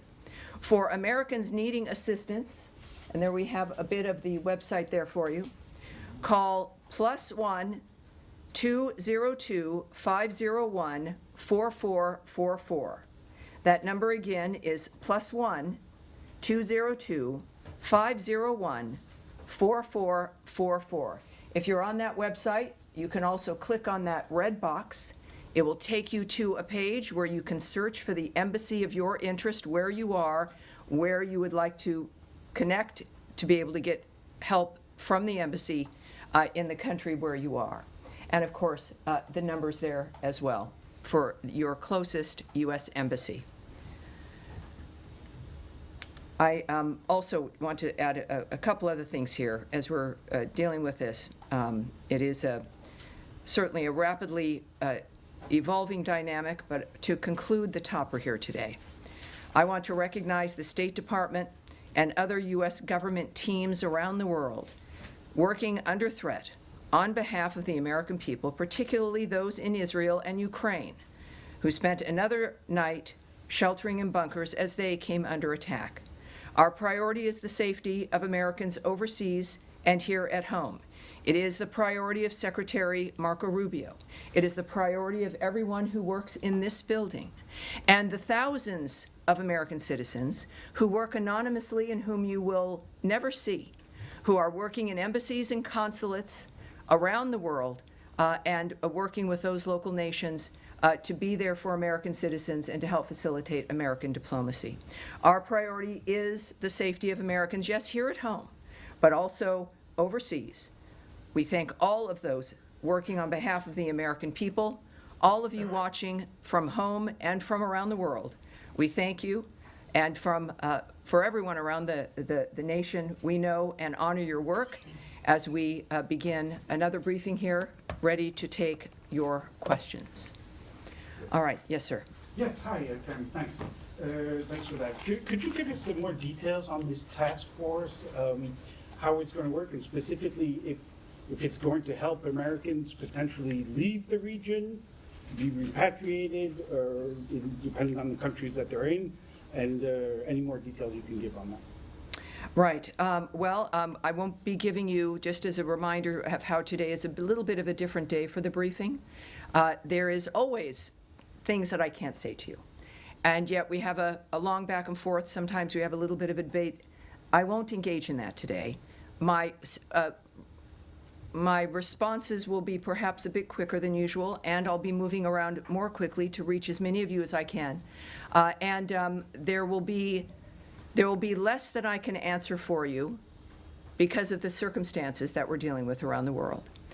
So it is, just want you to know, it's not personal. But we're working on certain things like the task force as an example. The task force is a group of people who are working, taking the calls of people, of American citizens around the world, making sure that they get connected with what they may need in that region. I won't go into the details of all that the task forces do, of course, but it's about information, making sure people here at the State Department and people that we get the information we need, but also people around the world, American citizens, get directed to the information that they may need as well.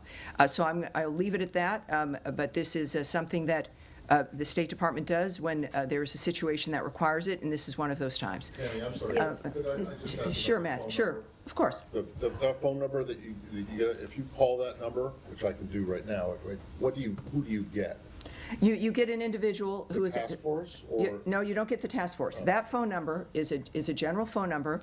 The task force is busy, but it is a separate unit that is established to take the calls to assist American citizens who call to the embassies. Particularly, you're going to be referred to embassies who can help you get what it is you need. So good question. Thank you, sir.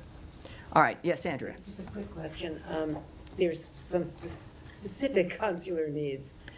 One in particular that I'm aware of, and there may be more than one, is an American citizen in Iran, where there is no embassy, no consulate. Mm-hmm. Would that be of the Swiss protectorate? Would there be other options? Is consular affairs give any advice as to what to do about Americans right now stuck in... I can't bad speak to any places? advice or information regarding individuals in Iran at this point.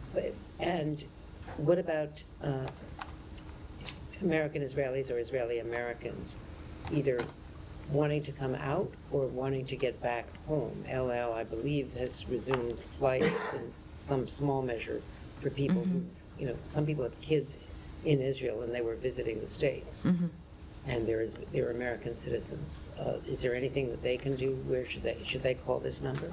Well, obviously, if you know, and we encourage every American when you travel, is to contact your local embassy or consulate, let them know you're there, make sure you know where they are, have those numbers, and that's what I would recommend, no matter where you're traveling, but certainly in the Middle East, is know where those entities are, know where the embassy is. So if you're in Israel, obviously it's Tel Aviv or it's Jerusalem. Are they open? Well, they will answer their phone. So there's contacts that can happen in the midst of all of this. And of course, I think that's the advice for wherever you are. But clearly, if you're in a certain area, it's obvious in this case that there are certain limitations in that region, and that contact the embassy, the one that is nearest to you, and you will, at the very least, make sure they know where you are, but also they will give you some options for the plans that you would like to make. Yes, Humaira. Tammy, I understand your limitations, but I have to ask this. I know you do. It's your job, and I appreciate that. I'm here to take questions, not necessarily always answer them. Yeah, Yes, last night ma'am. President Trump said he wants a real end, not a ceasefire. So does the United States support or pursue regime change in Iran? Or are we just talking about dismantling Iran's nuclear enrichment? And would that include the United States helping Israel strike forward?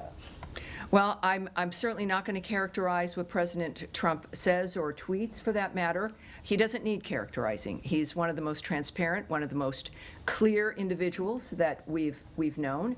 I think that we can take his word for his word, but I'm not going to speculate on, in a larger sense, what that would mean. That is up to the president. He is the singular guiding hand about what will be occurring from this point forward, as he has been, and I think that dynamic is pretty clear. He says he wants an end, as he has said about every conflict that he has, as a peacemaker, worked to stop peacefully through diplomacy. That has been his commitment, and he wants these things, as he said about a number of situations, not for a month or 6 months, but durable ends to this nature of forever wars, and that has been his posture, and that's his posture now. Okay, I have an easier follow-up. Yes, ma'am. How many people... I'll take a hard one, too, I'd say. How many people so far have contacted U.S. missions in Israel or elsewhere, American citizens, seeking help to depart the country that they're in the Middle East. Yes, I won't discuss those details or the numbers involved with the Are you embassies. guys planning to facilitate charter planes to get people out or military evacuation? I will not discuss what our plans are in that regard. Yes, ma'am. Just to follow up on that really quickly. Sure. Are you guys considering at all operations that would help Americans who want to leave the region from evacuating? I know that our commitment is to the safety and security of Americans around the world. All right? Yes, sir. Yes, sir. Go ahead. Tammy, would the U.S. government like to see a regime change in Iran? First of all, I'm certainly not going to remotely address that. It would require me to speculate or speak on behalf of the president, which I will not do. What we've seen, though, is clear, is months and repeated statements that all he wants is a peaceful world.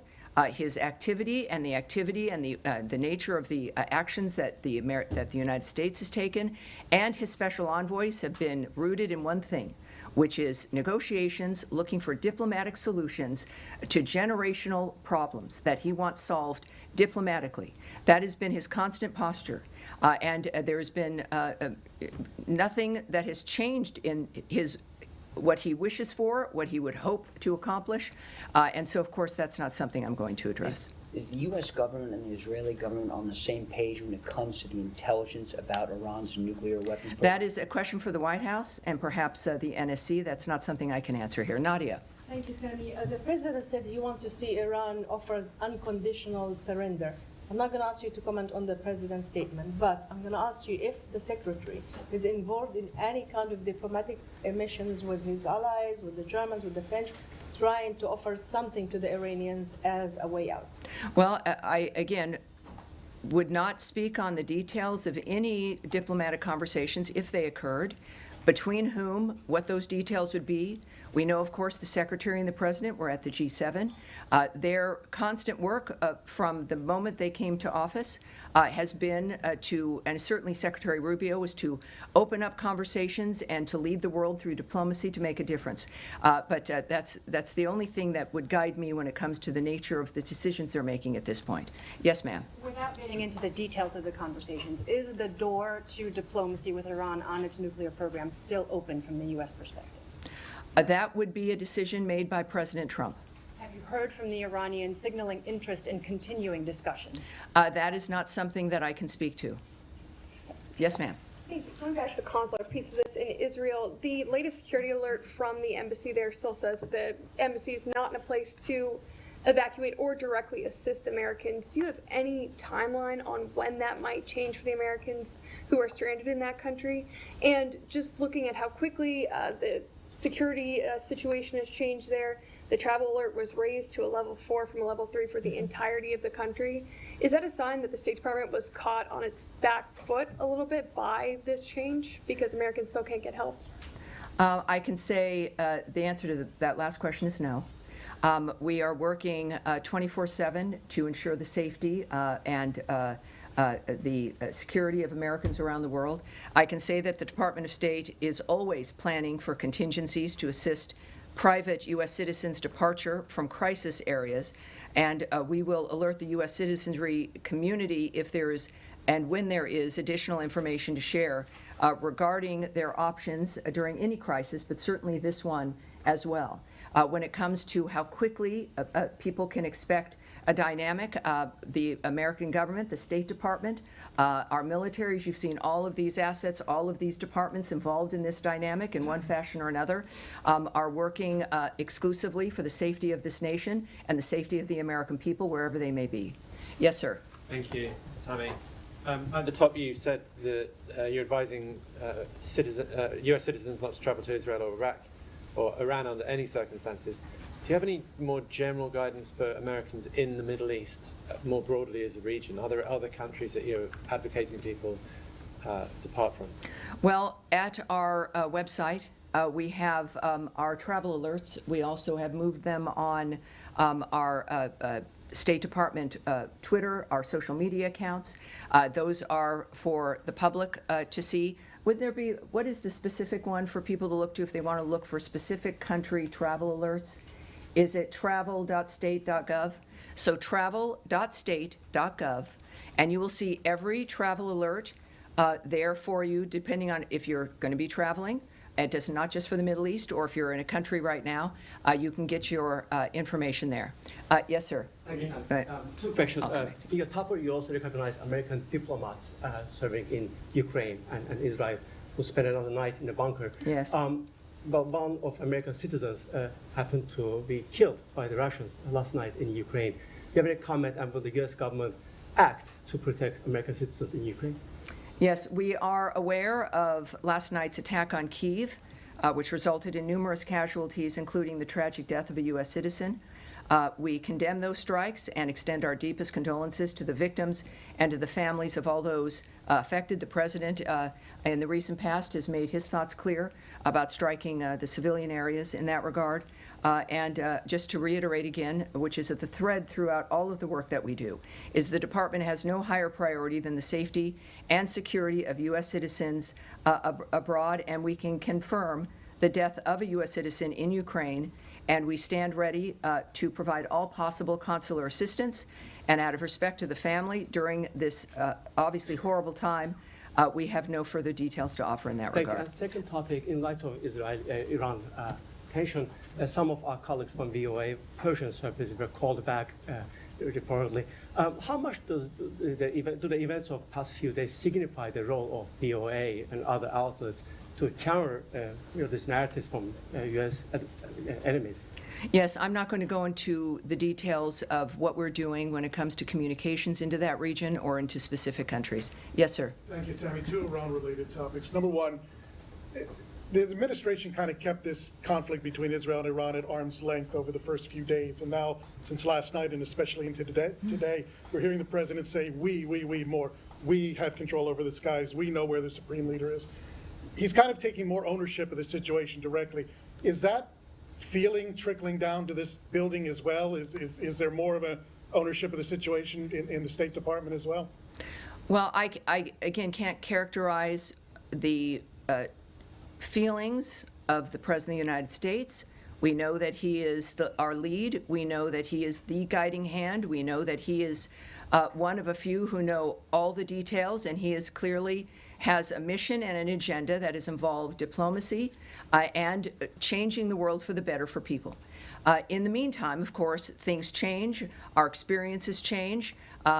He's making comments that are a reflection of what what matters to him, and of course, what matters to the President matters to the State Department and every other department. I think that it is fair to say that his leadership and his re-election to the second term was because people here in the United States were tired of the status quo, and what the world has seen is a peacemaker and someone who can make a difference, and that's what they're looking forward to. Question. Can I get in one more? One more. There's no special envoy for Iran. Several key locations in the Middle East don't have a confirmed ambassador. We speak often about the day after situation in Gaza. What about the day after situation in Iran? Is the State Department ready for it? Well, the State Department and the Trump administration, while you may not see things immediately, just because it's not maybe in the news or you're not present for things that occur, doesn't mean they're not occurring. I would remind everyone that the State Department, as I've found out, is sort of like the military. It's 24/7. It is not something that is a basic 8 to 5 dynamic. And it's because people are working around the world constantly. It is literally their mission. Personally, their work is what they do and are committed to. So while you may see a certain thing in a static framework, it doesn't mean that we have not worked on that or are not working on that or that things will begin to happen. So it's just a reminder that it's not about the day after.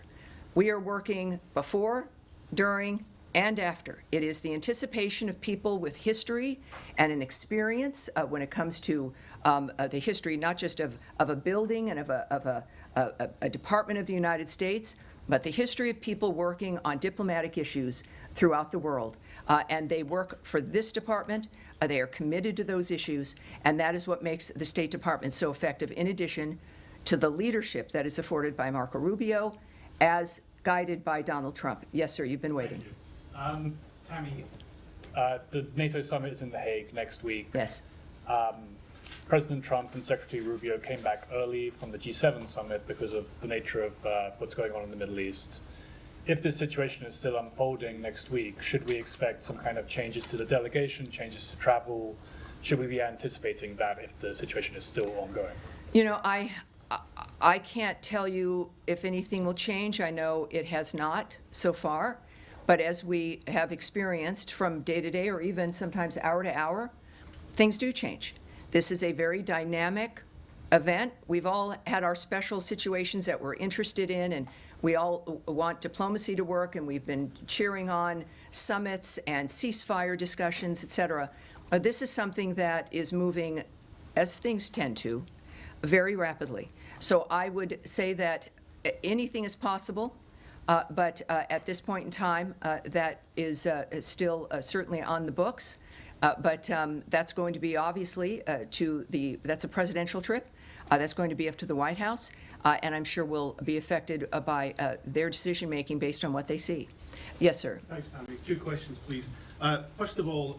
Can you tell me, sir? Yeah, Alan Fisher from Al Jazeera English. Very good. How do you do? Fine, thank you. The U.S. intelligence assessment on March 26 was that Iran was not working towards a nuclear bomb. What's changed? That the U.S. position seems to be that it was very close. Well, again, I can't speak to intelligence assessments, what may or may not have changed, or to the fact that it is President Trump and his team who are seeing things that matter when it comes to the decision-making. And I think that that's what's happened here.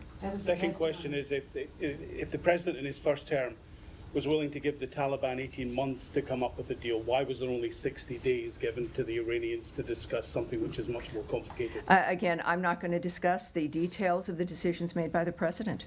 Andrea?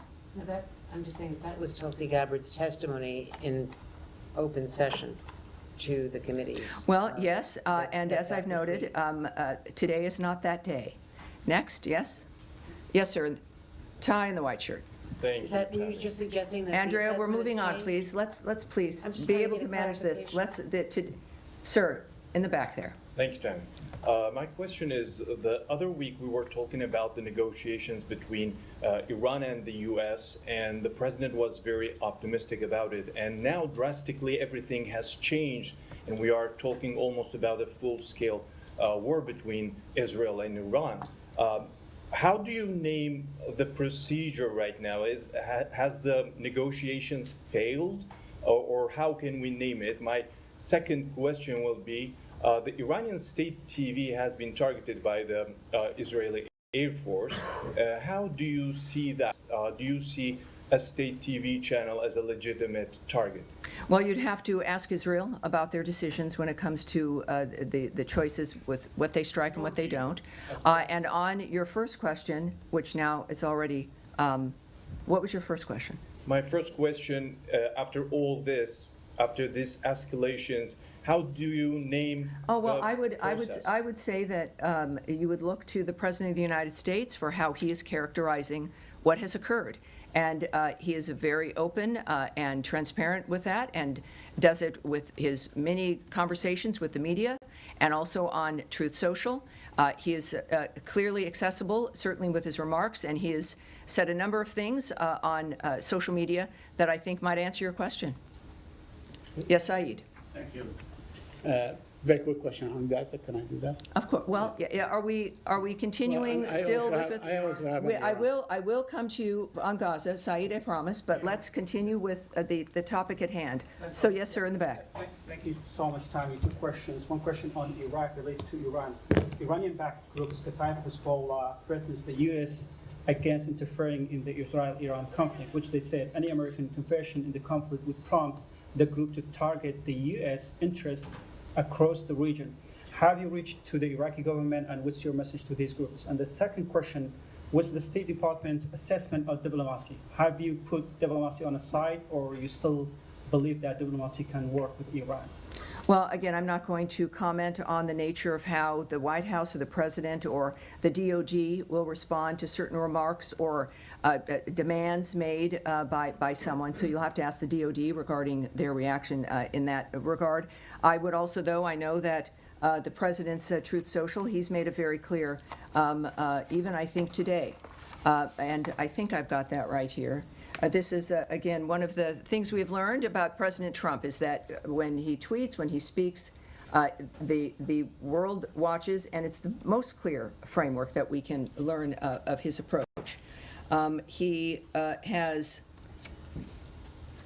I don't know if I can get to the exact one, but he has made it very clear that, oh yes, here we go.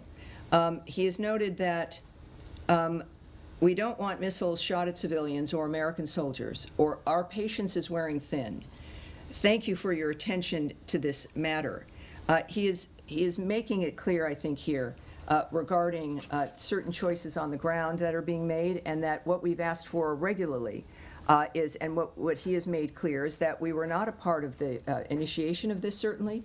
We're not a part of Israel's attacks on Iran. That I think was stated very clearly by both Secretary Rubio and the President. And that's important for them, for people to know.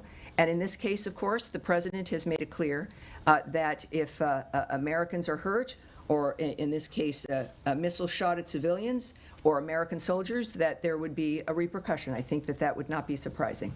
All right, we'll go back. Well, more on Iran. We'll close with you, sir. Thank you so much. Could you tell us about the role of partner countries in mediation efforts with Iran, like Mohammed bin Salman of Saudi Arabia, Qatar, and UAE?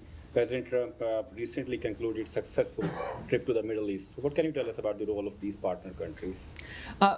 It's clearly he went with a goal in mind. He makes deals. He's the best deal maker in the world. These partners in the Middle East that we have, they understand clearly our intentions and what our goals are. Thankfully, again, to the approach and the style of President Trump. I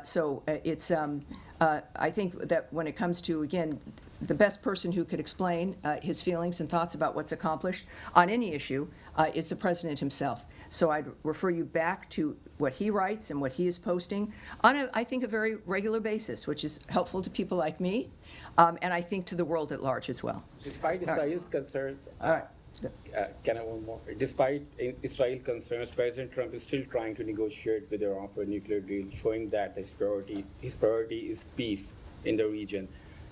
President Trump has once again recently offered to mediate on Kashmir, but the Modi government says that they don't need Trump's help. Does President Trump need Modi permission to bring peace in South Asia by resolving the Kashmir issue? Well, yes, this is every country, as President Trump has stated, is a right to define its own future.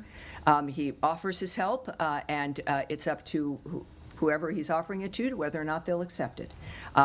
We live in a You're watching Live Impact News on WCNC Plus. I'm Nick Sturtevant. Right now, you're watching live the State Department briefing that's taking place. There's spokesperson Tammy Bruce speaking. Let's just over now to this is Senator Alex Padilla. He is speaking.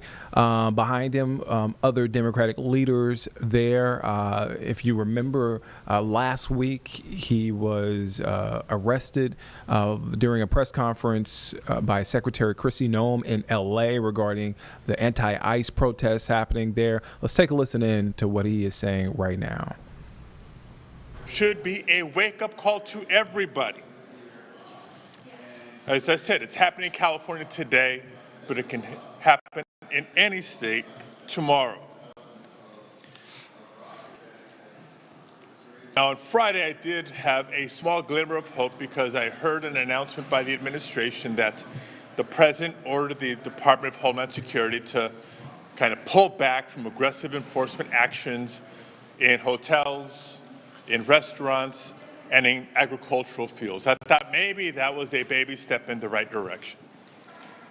Well, even before they reversed that directive yesterday, more chaos, more confusion, there was also that announcement that bears highlighting. Yesterday morning, we saw that Trump, via social media, has said, oh no, we are doubling down on our targeting of big blue cities. It's a blatant partisan attack and nothing less. We all have a responsibility to speak out. That was my appeal to my colleagues on both sides of the aisle. It doesn't matter if you're a Republican, a Democrat, or an independent. We all have a responsibility to speak out and push back before it is too late.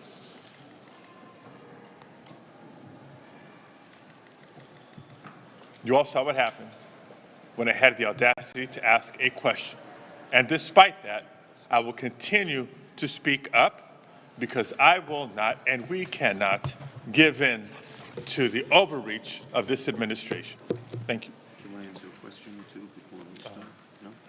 I'll wait. Alex will wait around for a few questions that you, I'm sure, have. But I just have to say, I hope anyone here who didn't watch his speech watches it. It has all kinds of things that I didn't see reported in the media until I heard him say it. It was powerful. It was strong. It was not at all arrogant or angry, but it was basically a strong plea for America to regain the gyroscope of democracy, which has led us forward for so many years. And we're losing it. I heard in the speech, what did Noam say? She brought in troops to, what was the word? Liberate. To liberate Los Angeles. What is going on here? I had not seen that in the media. So please watch that speech. It was really powerful, but it's a wake-up call to all Americans, Democrat and Republican, and I was glad to see some of my Republicans stayed and listened to the speech about our democracy. Okay, and let me just say something a little bit about what happened in our Mansfield room briefing that Senator Thune and I were part of. First, I want to be really clear about the Capitol Police. They've always been the silent heroes behind the scenes keeping our members safe. It's no secret. The country saw that on January the 6th and in the footage after. But after the awful assassinations this weekend, there's real concern not just here in the Capitol, but with folks across the country about the safety of elected officials. And in that meeting and in our lunch, many of our colleagues got up and told how they had been under real duress in terms of being threatened in one way or another. One way or another. And we need a full investigation of who's making those threats and to stop it. And not just stop it, to make sure the whole force of the law is used against them, because almost all of these were, what was done was criminal in my judgment. So, but in any case, public servants and ordinary citizens should not have to fear their lives simply for doing their jobs. We believe we must take immediate steps to ensure the safety of members, and that includes sending significant additional funding and resources to the Capitol Police. Inside that room, there were a good number of Republicans who were nodding their heads and some who spoke out in favor of it. So we hope, believe, and sort of demand that it be bipartisan. Look at the administration. They're doing the opposite. USA Today reported that as lone actor attacks are on the rise, Trump cuts the program aimed at spotting them. The program called AIM, the program aimed at spotting them, is a program to spot, it's called AIM, lone actor violent domestic extremists. They were taken out of that program and put in other roles.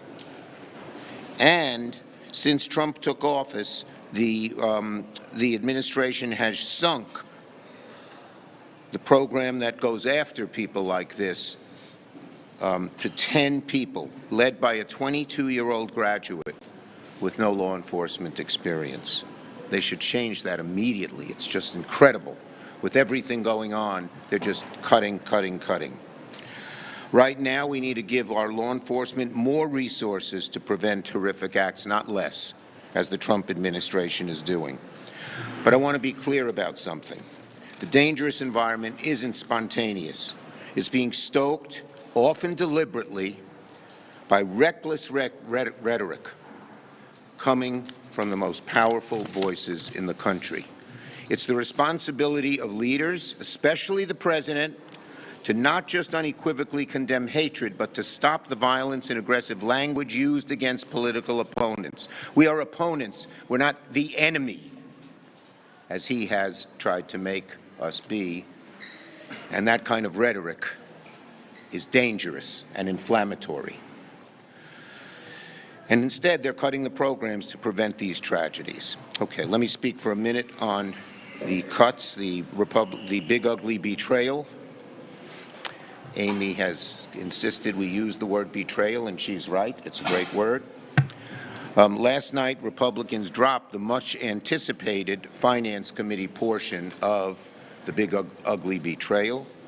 Who would have thought that the bill could get worse in the Senate when everyone thought it would get better, at least a little closer to what the American people want? But it got worse. It got more extreme. It did more damage to the American people, even than the House bill.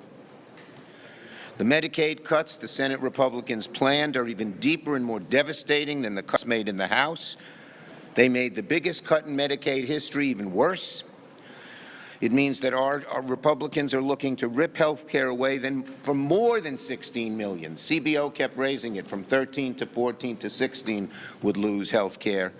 It's pretty certain that the next bill, the next CBO report, and of course, Trump will say the CBO lies. Anybody who doesn't agree with him, he just discounts, and that's one of the many, many problems with this administration. But I'm sure it will be more than 16 million.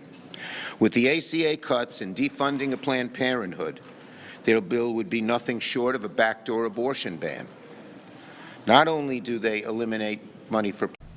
You're watching Live Impact News on WCNC Plus. I'm Nick Sturdivant. Right there, you're watching live. That is in our nation's capital as Democratic leaders call out the Trump administration regarding their response in L.A. You've seen it here on Live Impact News. You've definitely seen it all over the place when it comes to the ICE protests, not only in LA, but across the country there. So that press conference is going on. We actually heard from Senator Alex Padilla, who was arrested during last week's protest, last week's press conference involving Kristi Noem, the head of Homeland Security.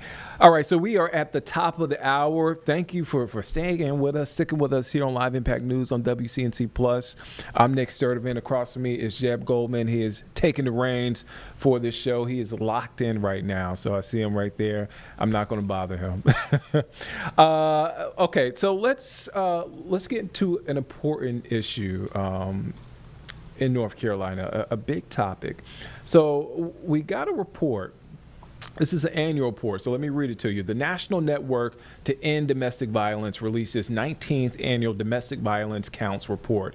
And basically, this tracks the demand for and types of services provided by domestic violence service providers in a single day. The report, and this is important to note, the report highlights the work of domestic violence service providers in North Carolina during a year when the North Carolina Coalition Against Domestic Violence has tracked record domestic violence homicides, 94 domestic violence related homicides identified in 2024, just last year. I want to bring on, we have a guest. I want to bring on Kathleen Lockwood in just a second. She's with North Carolina Coalition Against Domestic Violence.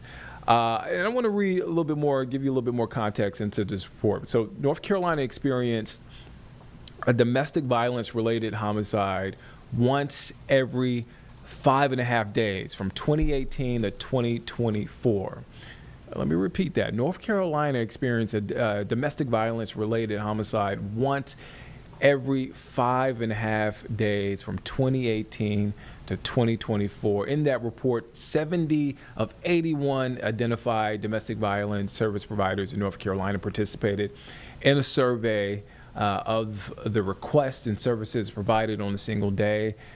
Programs reported that during a 24-hour period that they were surveyed, they served over 1,600 victims. Majority of them were adults and children, provided refuge from domestic violence in emergency shelters, traditional housing, hotels, motels, and other housing provided by local programs. The remaining 583 victims remain non-residential supportive services like transportation, court accompaniment, counseling, and more. Now, programs average more than 38 hotline calls per hour requesting support. And again, this report, I just want to reiterate, it's from the National Network to End Domestic Violence. This is the 19th one. And again, this tracks demand for and the types of services provided by domestic violence service providers in a single day. So those programs, they do a lot of work. However, this report, this annual report, it does give you a little bit more context in sort of the funding situation that a lot of these service providers are dealing with. North Carolina saw a 76% decrease in victims of Crime Act funding from $103 million in 2018 to $24.6 million in 2024. What I'm reading here, it says President Trump's recently released fiscal year budget proposes to ask Congress to cut federal funding from the Office of Violence Against Women by $200 million and does not include any funding for other sort of programs and funds, according to this report, which are specific housing dollars reserved for survivors of domestic violence, sexual assault, dating violence, and stalking. So again, this is a report, a big issue here in North Carolina when it comes to domestic violence, how we help those who are going through domestic violence. Are we ready, Jeb? Okay, so we're going to get back to that in a minute. We have an important interview regarding domestic violence. Well, let's get back to Democratic leaders in D.C. right now. They are speaking, calling out the Trump administration about the response in L.A. regarding protests. Let's take a listen in. All every day. And I hope this will bring people together so we do something more about security, so we bring down the rhetoric, do something about what's going on online. And it was a horrific weekend, but we have jobs to do, and we all know that. And one of them is to engage in civil debate, not the horror show that we saw this weekend, but to actually debate consequential issues for the people of this country, and one of them is this bill. So trying to work together better doesn't mean you call things out when they're bad, and this bill is bad. It's a big, beautiful betrayal of the American people. It gives a whole bunch of tax cuts to the wealthiest among us on the backs of everyone else. To give you some examples, it lowers the income of the average full-time worker making minimum wage by over $700 while giving nearly a $400,000 tax break to people making over $4 million a year. It increases mortgages for regular people by $1,000 per year because of all the debt it piles on, while spending You're watching Live Impact News on WCNC Plus. I'm Nick Sertivant. Right there, you're watching live as Democratic leaders call out the Trump administration regarding their response in L.A. You've seen it here on Live Impact News. The protests surrounding anti-ICE operations. Now, L.A., downtown L.A., has seen those protests. The Trump administration has responded. And Democrats and Democratic leaders are pushing back. There have been protests pushing back on the federal response to these protests.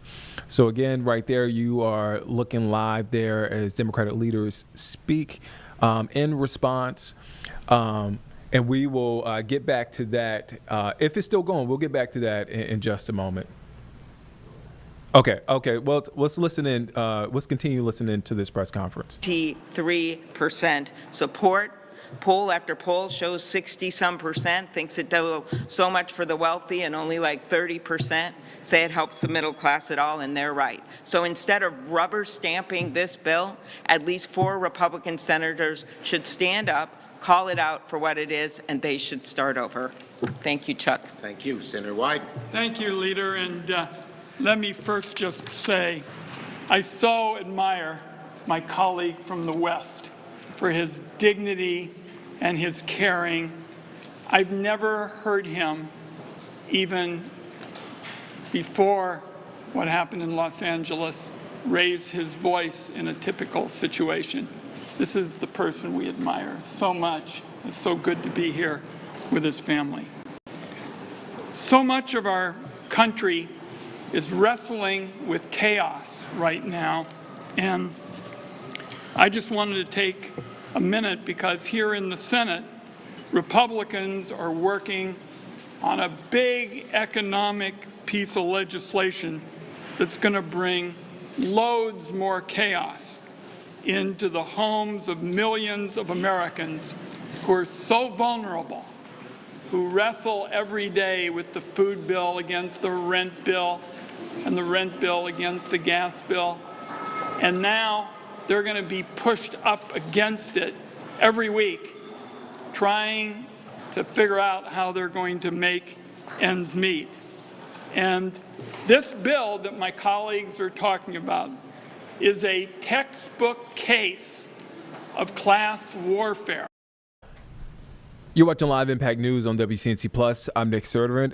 Right now, you're watching live as Democratic leaders call out the Trump administration regarding their response in Los Angeles regarding anti-ICE protests there in the city. To your left, that is Senator Alex Padilla.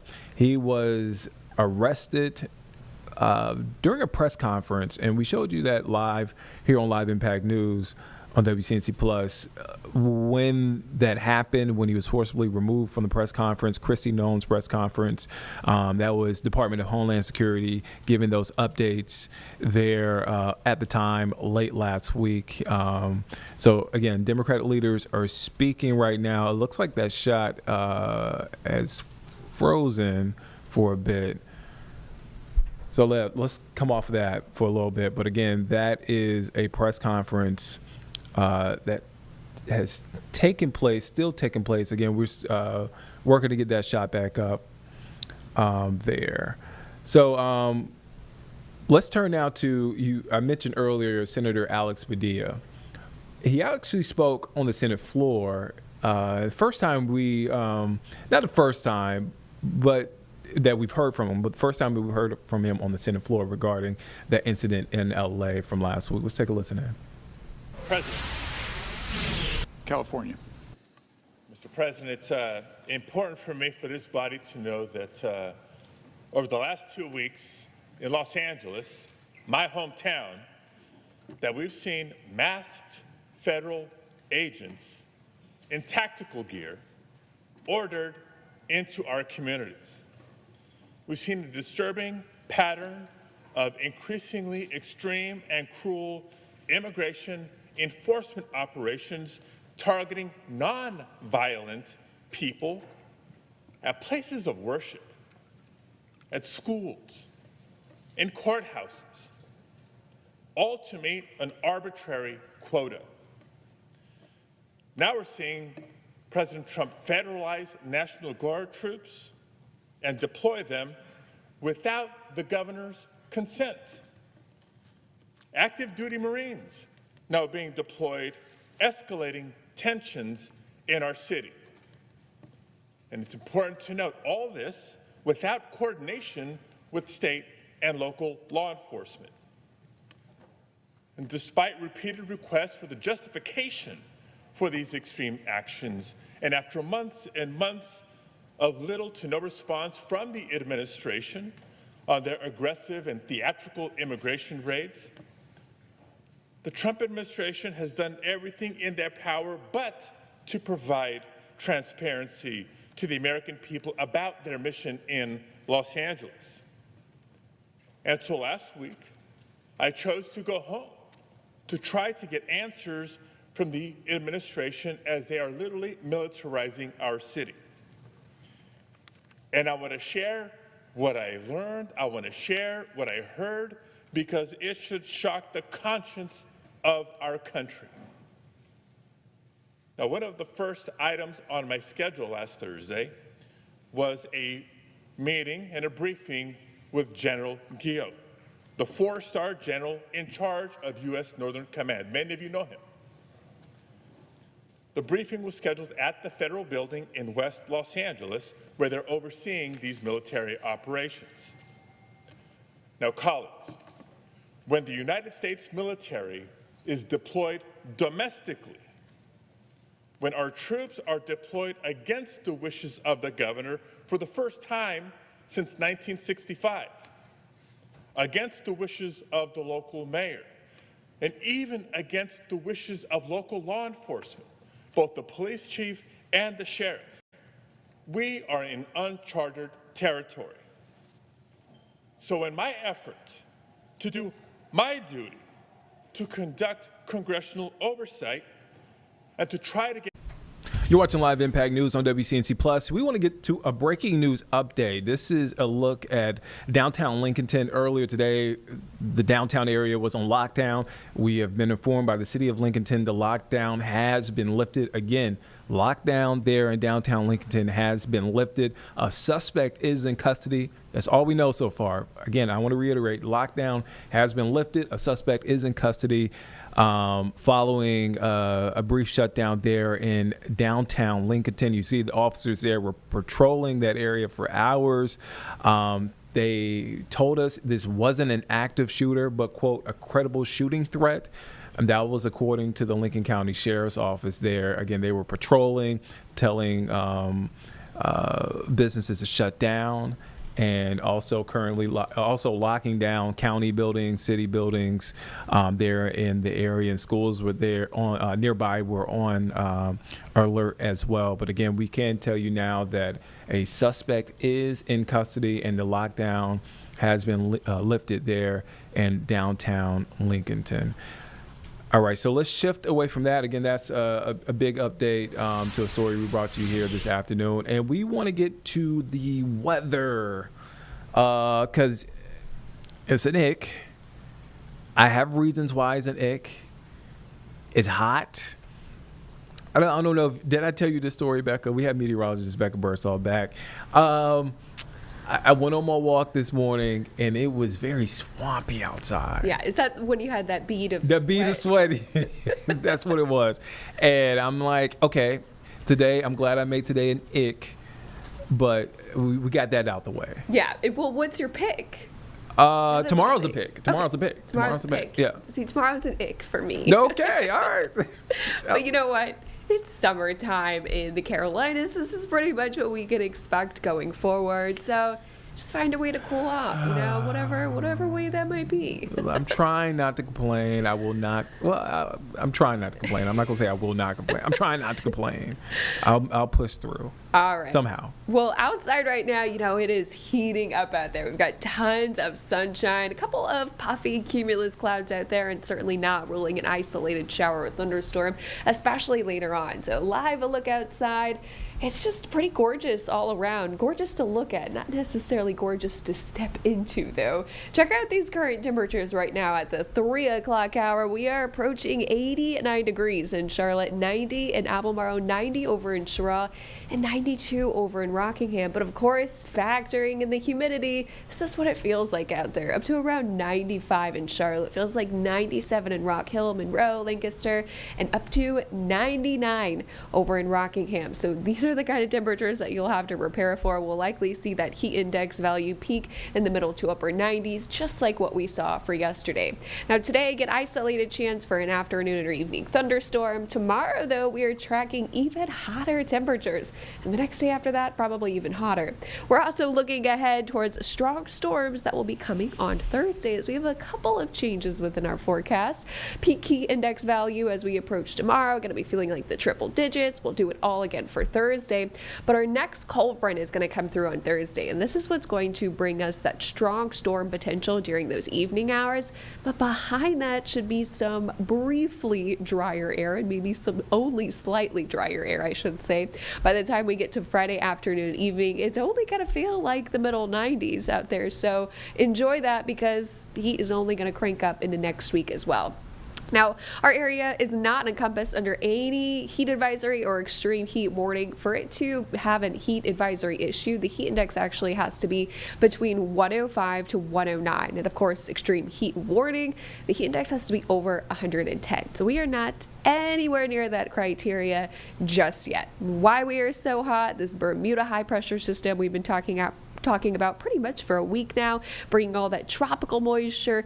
Hazy, hot, and humid conditions still persist across the Carolinas. Of course, next week, we've got something in place called a heat dome. And a heat dome is basically a massive area of high pressure system. Hot air expands, and the dome forces air to sink to the surface, leading to an extended heat wave. So if you think this is hot, next week, gear up, because it's going to be even hotter for that first official week of summer. Right now, satellite and radar showing some storms really starting to pop off for our most western and for our most eastern counties.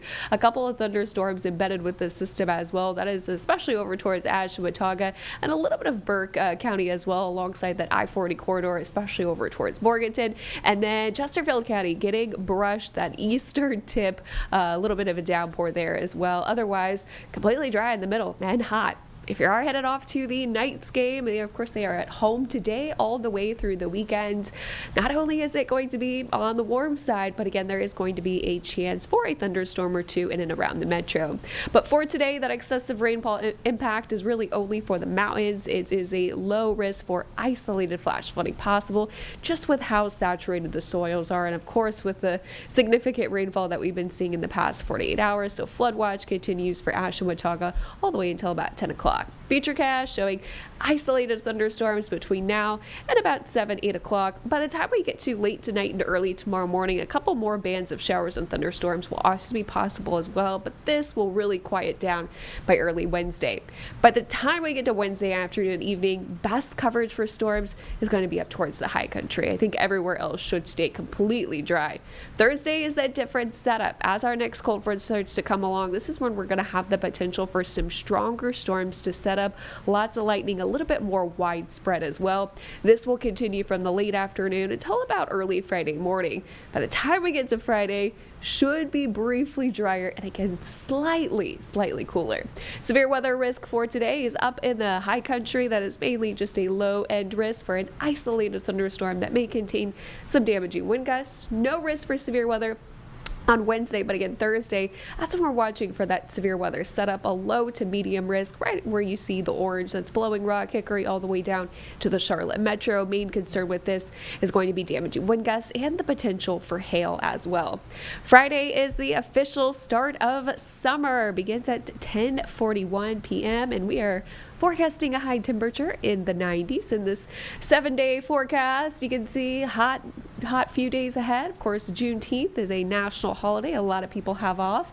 Know that it's going to be a humid one with those heat index values feeling like the triple digits. Slightly cooler for Friday, I guess. The heat index value will at least go down into the middle 90s, but this is very brief as we head towards this weekend, especially Sunday. That humidity level is going to creep up once again. And as we head into this first full week of summer, high temperatures look to be in the middle 90s with heat index values above 100. What do we think about that, Nick? I stand with what my picks and icks. The only thing that counts is Friday. I have it as a pick. Friday's a pick for me as well. So at least it lends some credibility when you and Chris agree with my picks and my icks. Yeah. So if we do that more often, this thing can catch fire. The pick and icks. Literally, because that graphic is you on fire. Becca, thank you for your time. Of course. We'll see you during the newscast. All right. Where do we want to head to next, Jeb? We'll go back to Senator Padilla. Okay, so Senator Alex Padilla speaking on the Senate floor today. We've heard him live with Democratic leaders earlier this afternoon, and also earlier today he spoke on the Senate floor about that incident that we brought to you here live on Live Impact News on WCNC Plus during that press conference with Secretary Kristi Noem late last week regarding anti-ICE protests. Here's his response today on the Senate floor. Let's take a listen in. Homeland Security said that the purpose of federal law enforcement and the purpose of the United States military was to, quote, liberate Los Angeles from our governor and our mayor. To somehow liberate us from the very people that we democratically elected to lead our city and our state. Colleagues, let that fundamentally un-American mission statement sink in. That is not a mission focused on public safety. And that simply is not and cannot be the mission of federal law enforcement and the United States military. To my colleagues on both sides of the aisle, are we truly prepared to live in a country where the president can deploy the armed forces to decide which duly elected governors and mayors should be allowed to lead their constituents? Is that really the precedent that we're okay with setting? As Secretary herself said last year when she was governor of North Dakota, at the time she said, quote, if Joe Biden federalized the National Guard, that would be a direct attack on states' rights. That was Governor Noem, now Secretary Noem. Now, throughout this country's history, we've had conflict, we've had tumult, but we've never had a tyrant as a commander-in-chief. And that is not by coincidence. It's because the American people have always been willing to speak up and exercise their First Amendment right to protest, especially when our fundamental rights have been threatened. And as the proud son of immigrants from Mexico, it's that same right that I came to revere when marching through the streets with my family and my friends in 1994 in Los Angeles, protesting against the anti-immigrant rhetoric that was growing in California at that time. It was that year that a Republican governor was up for re-election and was down in the polls. And he turned to scapegoating immigrants to try to improve his political standing and his re-election chances. That fight is what inspired me to leave an engineering career behind and dedicate myself to trying to influence our government and our politics. So I've seen this before. California has seen this before. So last week, when I heard something so blatantly un-American from the Secretary of Homeland Security, a cabinet official, of course I was compelled, both as a senator and as an American, to speak up. But before I could even get out my question, I was physically and aggressively forced out of the room, even as I repeatedly announced I was a United States Senator and I had a question for the Secretary. And even as the National Guardsman and the FBI agent who served as my escorts and brought me into that press briefing room stood by, silently, knowing full well who I was. You've seen the video. I was pushed and pulled, struggled to maintain my balance.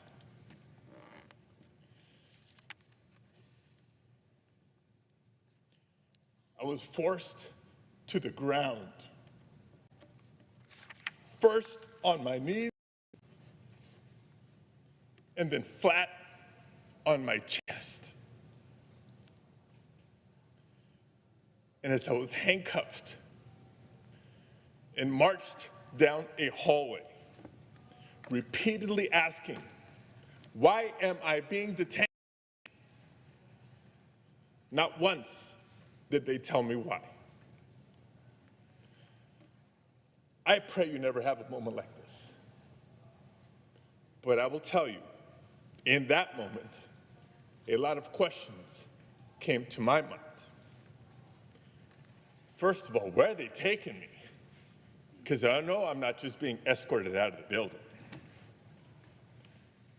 Am I being arrested here? And what will a city already on edge from being militarized think when they see their United States senator being handcuffed just for trying to ask a question? And what will my wife think? What will our boys think? And I also remember asking myself, if this aggressive escalation is the result of someone speaking up against the abuses and overreach of the Trump administration, was it really worth it? But colleagues, how many Americans in our nation's history have marched, have protested, have shed blood, even lost their lives to protect our rights? How many Americans have served in wars overseas to protect our freedoms here at home? And how many Americans in the year 2025 see a vindictive president on a tour of retribution, unrestrained by the majority of this separate and co-equal branch of government, and wonder if it's worth it to stand up or to speak out? The States Senator becomes too afraid to speak up. How can we expect any other American to do the same?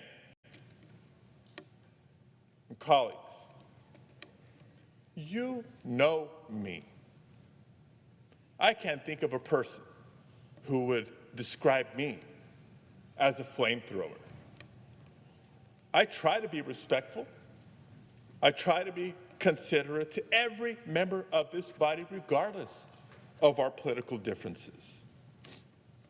And so I do want to take a moment to all of my both sides of the aisle who have reached out to share your messages of support, whether they were public messages or many in private. Trust me, they mean the world to me, and I know they mean the world to my family. But if you watched what unfolded last week and thought what happened is just about one politician and one press conference, you're missing the point.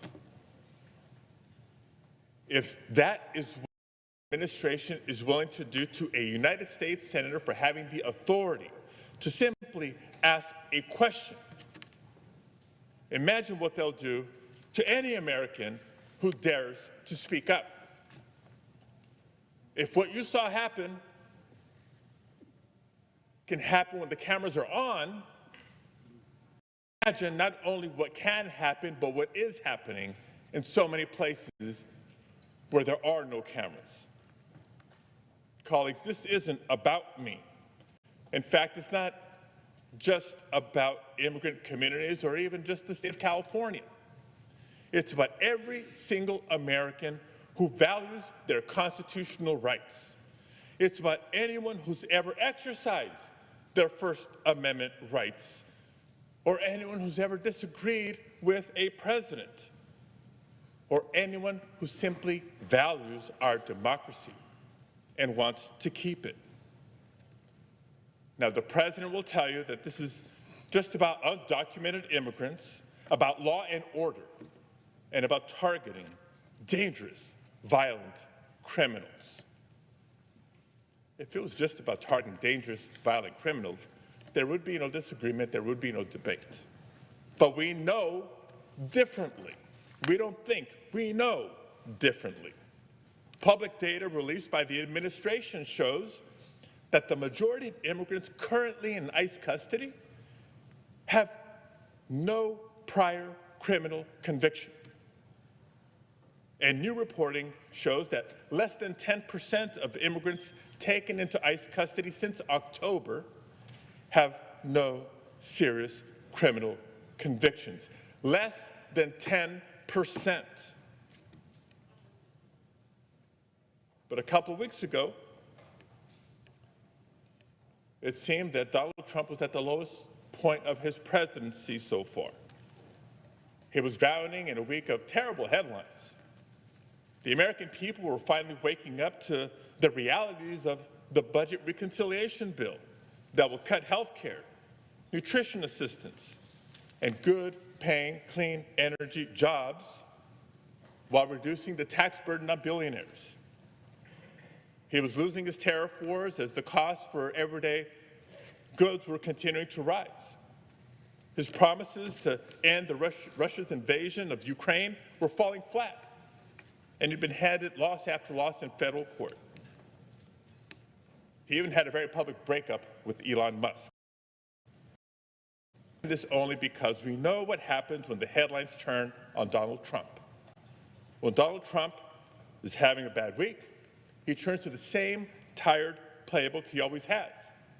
When in doubt, scapegoat immigrants and manufacture a crisis to distract the media from what's going on.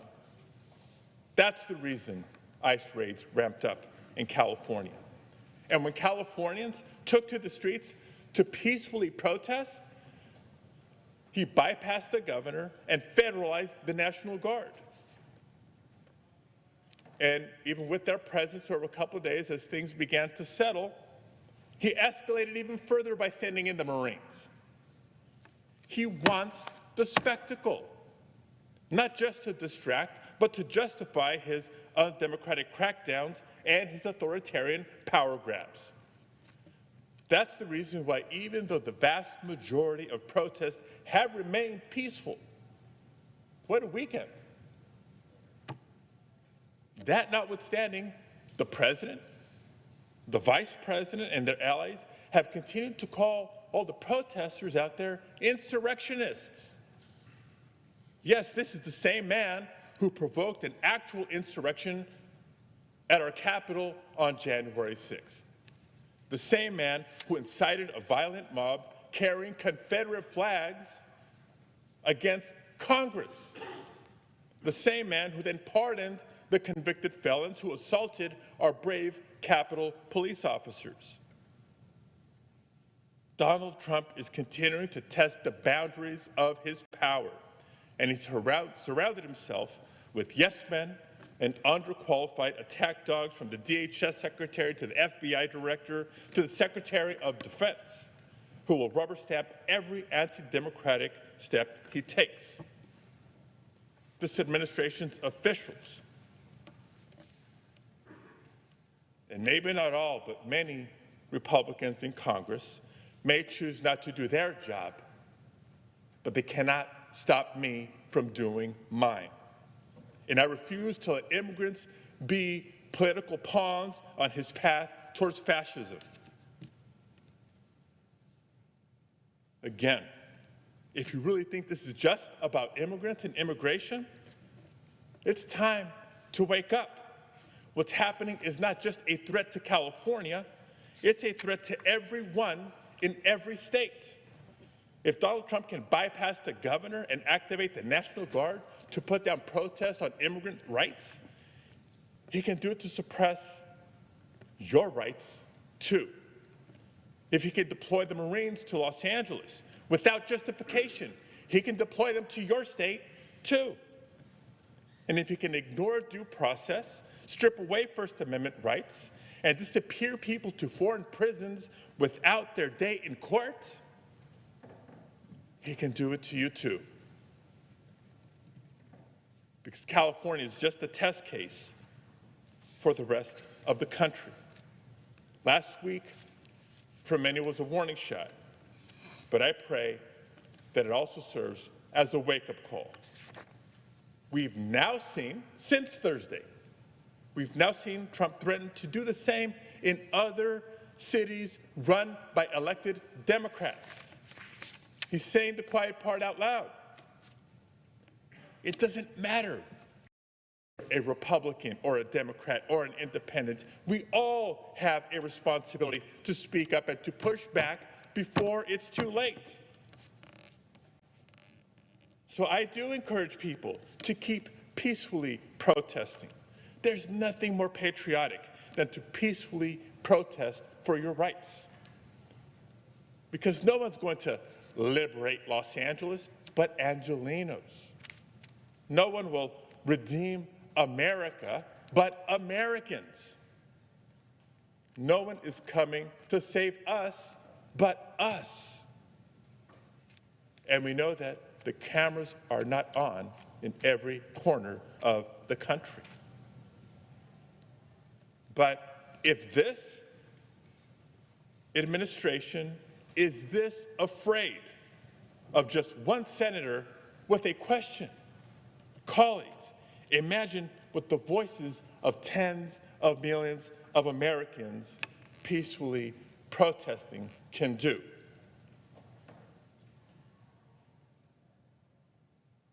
I thank you to hear me, and I thank you, Mr. President.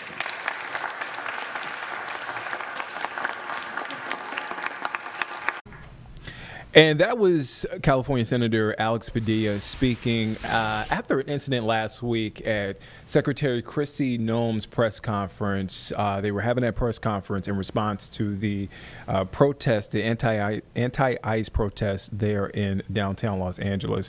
So that was him speaking on the Senate floor earlier today. We want to shift over now to breaking news out of New York. This story we've been following now for a little bit. Brad Lander, New York City's comptroller and mayoral candidate, was detained by ICE at court. These are photos from the AP of that incident. So let me read what NBC New York 4 has on their website. New York City comptroller and mayoral candidate Brad Lander was taken into custody by federal agents at an immigration court Tuesday as he was escorting a person out of a courtroom. That's according to his campaign. Now, the Department of Homeland Security put out a statement on X saying Lander had been arrested for allegedly assaulting law enforcement and impeding a federal law officer. They also tweeted or posted this on X, quote, "No one is above the law, and if you lay a hand on a law enforcement officer, you will face consequences." And again, that was DHS, Department of Homeland Security, their response on X. So there was I believe there was a press conference earlier. Jeb, this was after the fact, right? Yeah. Okay, there was a press conference after this incident happened. Again, you're looking at pictures from the AP. Let's take you now to that press conference from Brad Lander's campaign. Let's take a listen in. Any indication as to, no, Marcia, we were here and we're doing this. Do you have any indication as to when Brad will get out? Do you know anything? Have they told you anything? I know that when Brad went into the elevator, and I will start over for you. I know that when Brad went into the elevator, one member of his security detail from the NYPD was with him. I know that he is being held in the building. I'm not sure on which floor. And we have been told that he is well, and I don't know when he's expected to come out. Thank you. What are they telling you about why? Can you tell us what happened? Were you with him? I was with him. So let me say again, my name is Meg Barnett. The last name is spelled Barnette. I am Brad's wife. I joined him today because this is the third time that he has done court watching here, and I have been moved and horrified and found his stories very compelling, and I wanted to be here with him to witness for myself. What I saw was shocking and unacceptable and not in accordance. I am an attorney. I haven't practiced law in a while, but I sure know that what I saw today was not the rule of law.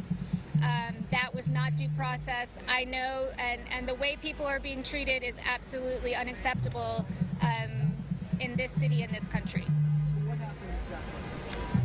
So,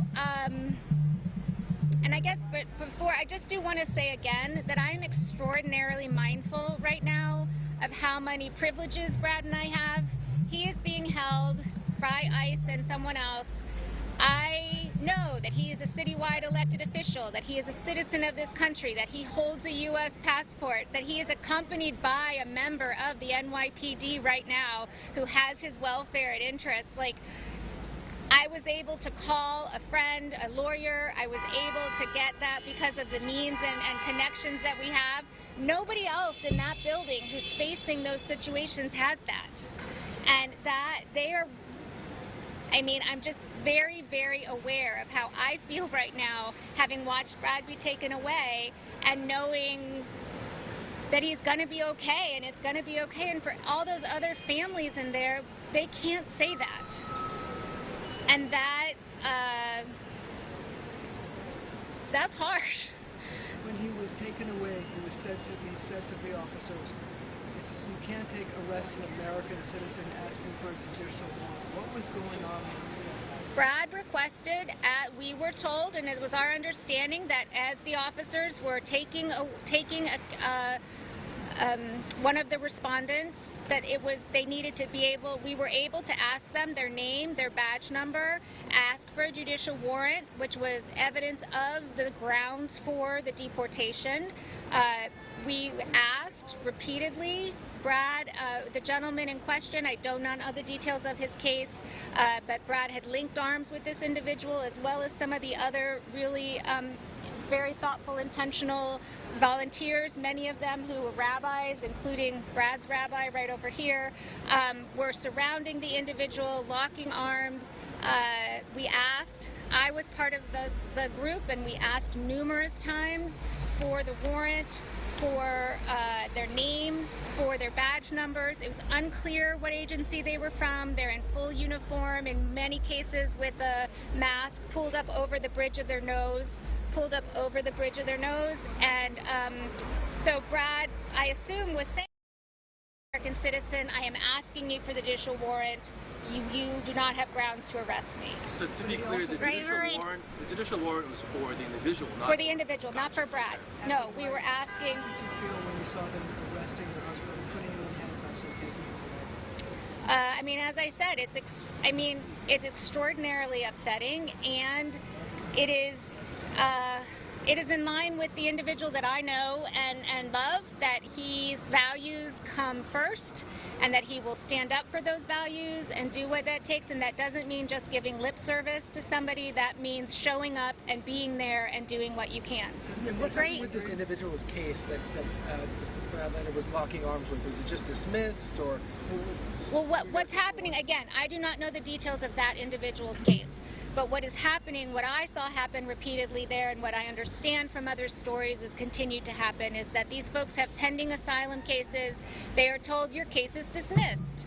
That sounds like good news. It is not good news. What that means is that you are subject to immediate removal upon you leave the courtroom, and the ICE agents are lining the hallway.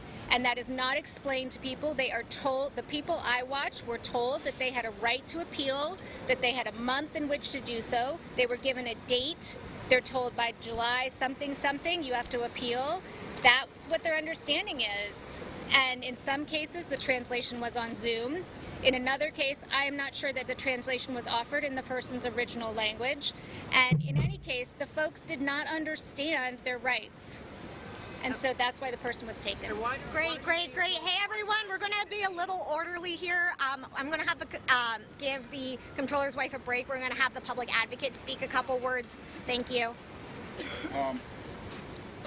First, I just want to say thank you to Brad Lander. Yeah. Thank you. Sometimes all the power we have is to be present and to witness what is happening.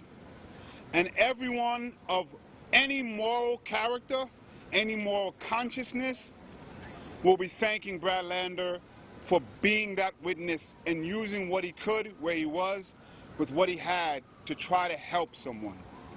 What is happening in this country, what is happening in that building, is simply unacceptable. And as we hear, most of it sounds like it's not even legal. But I want to move aside from that because it is immoral.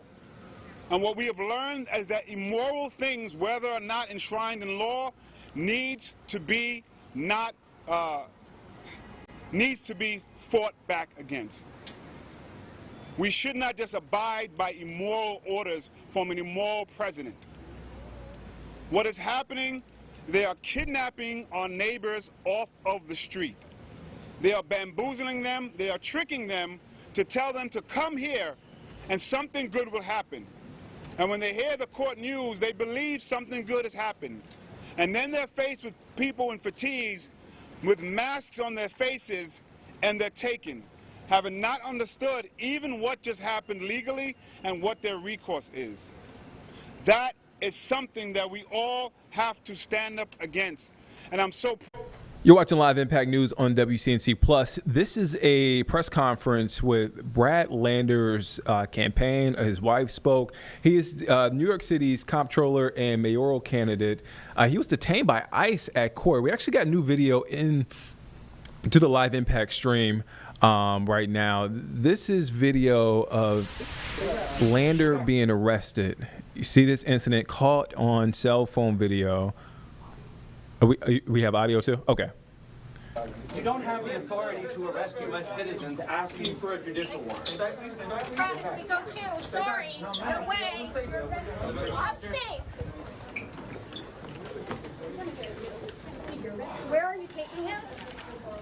Hello? Hi, I'm the Comptroller's press secretary. Where are you taking the Comptroller of the City of New York? And with what authority? Why are you arresting the city controller, and where are you taking him? No! We got a security detail. This number one is going to go with him, all right? Hang on, where's number one? Hold on. Number one. This is number one right here, all right? Thank you. It is a place of intimidation. And that was a video from that we got a few moments ago into the Live Impact news stream. You see that incident. Brad Lander, NYC's comptroller. He's also a candidate for mayor. You see it right here on your screen, being arrested. I want to read you what Homeland Security posted on X. They posted, New York City comptroller Brad Lander was arrested for assaulting law enforcement and impeding a federal officer. They go on to say our heroic ICE law enforcement officers face a 413% increase in assaults against them. It is wrong that politicians seeking higher office undermine law enforcement. They also put on X that he was arrested for allegedly assaulting law enforcement and impeding a law enforcement officer. That's what they put on X. Again, you see it. You see that video of Brad Lander being arrested there. At immigration court. Again, that's the video. We want to get back now to a press conference that happened this afternoon. That's from his campaign supporters. His wife actually spoke as well. And right now it's 3:50. We're approaching the top of the hour. We're going to let this play out. I will see you at 4 o'clock at the top of the hour for our news at 4 o'clock. But let's take a listen in. You're watching Live Impact News on WCNC Plus. Let's take a listen in to this press conference regarding NYC comptroller Brad Lander and his arrest by ICE. Brad Lander. I do thank him for standing up for the voiceless. If standing up for people who are being targeted meets with this kind of violence, then you only know what is next. So I ask all New Yorkers to stand up and organize and say, this is wrong, not in our city. We do not want ICE here. We have a multiracial city that is built by immigrants, on the back of immigrants, and will continue to move forward with immigrants, and we will not stand for this behavior. Free Brad Lander right now and stop this awful, I can't even think of the words, I'm so mad. And I'm so deeply saddened for his family who has to witness this, and to every other person who's getting duped in that building, who's getting taken by masked people. Could you imagine being taken by someone who won't tell you who they are, who they're working for? If they do that to Brad, they're coming for everybody else. Folks need to open their eyes. This is not a them. This is an us situation. Can we have a message in Spanish since most of the people that are being affected? Sí, sí, le digo. Hacer la pregunta, por favor. ¿Cuál es el mensaje para las personas que están viviendo estas audiencias y todo? El mensaje para nuestra comunidad que habla español, que es una de las comunidades también que están enfocado a este sistema tan brutal. Hemos visto la violencia que han hecho cada día que están en estos cortes. Esto es incorrecto. Esto es mal. Esto es contra la ley, contra la democracia. Nuestro controlador sí, es una persona electo que estaba ahí solamente para para caminar las personas afuera. Si él se encuentra con este tipo de violencia, me imagino lo que están encontrando las otras personas que no tienen familias, que no saben las leyes de este país. Pero a todos estamos aquí con ustedes. Esto no está correcto. Nuestros vecinos tienen que parar y decir esto no en esta ciudad. ICE es una agencia sin leyes. Pero nosotros somos una ciudad con leyes y tenemos que abocar para nuestros derechos. Thank you, everyone. Rabbi? Good afternoon, everybody. I'm Rabbi Ellen Lippman. I'm the Rabbi Emerita of Kolot Chayenu in Brooklyn, and I am a proud board member of Jews for Racial and Economic Justice. I have been Brad Lander's rabbi and his family's rabbi for more than 30 years. But I didn't come here today because he was arrested. I came here today with Jay Fridge to participate as he was in providing accompaniment to people who are being taken out of courtrooms, out of elevators, out of sidewalks in this city. I learned when I came out, because I was on a different floor inside Federal Plaza, that he had been arrested. I share the public advocate's view that I have never been as proud of him as I am today, and I've known him in many situations. I have never been as ashamed to be an American or a New Yorker as I feel today, except for the uprising from all of the incredible New Yorkers who represent the good and the true and the right in this city. We are here, as Brad was, to interrupt this horror, to try to put our bodies in the line so that people who have less facility in English, less resources, less assistance might not be taken. As people have said, this situation is a horror. It is not only illegal, it is immoral, as the councilwoman said. And I can only hope that Brad's arrest will rouse more people. I hope that tomorrow there'll be 10 times as many people here at Federal Plaza to participate in this accompaniment, to ensure that not one more New Yorker is taken off our streets or out of this courthouse in this completely horrific way. And let us recognize that this is a week in which public officials have been being attacked and murdered in our country. We are quite sure that Brad Lander will be freed and unharmed. And we look forward to the moment when he returns to family, to campaign, to all of what he needs to do in our world. But look what's happening in our country. I feel ashamed, and I need all of us together to return to some sense that this is a city we can be proud of. This is a city we want to live in. This is a city we want all New Yorkers to feel safe in. Thank you. Thank you. We now have Murad Alwado from the New York Immigration Coalition. Good afternoon, everyone. Good afternoon. If I were to tell you, in what country would you think this is happening in, where people are being black-bagged, snatched, and disappeared, you would never guess the United States of America. And that is what is happening today. It is incredibly, incredibly distressing about what happened to Brad Lander today at 26 Federal Plaza, but it has been incredibly distressing to see this happen for the past 6 months. My heart is with Brad Lander's family right now, who also witnessed his arrest. The Fourth Amendment of the U.S. Constitution protects everyone in this country. Asking for a judicial warrant does not warrant your arrest. Violent arrest. Also, ICE does not have the authority to arrest U.S. citizens. So Brad, in doing what New Yorkers have been doing for weeks at this point, of bearing witness to what is happening behind these walls,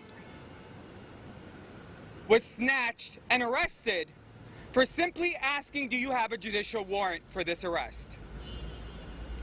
Imagine what is happening to others who are not a citywide elected official, who do not have their own security detail.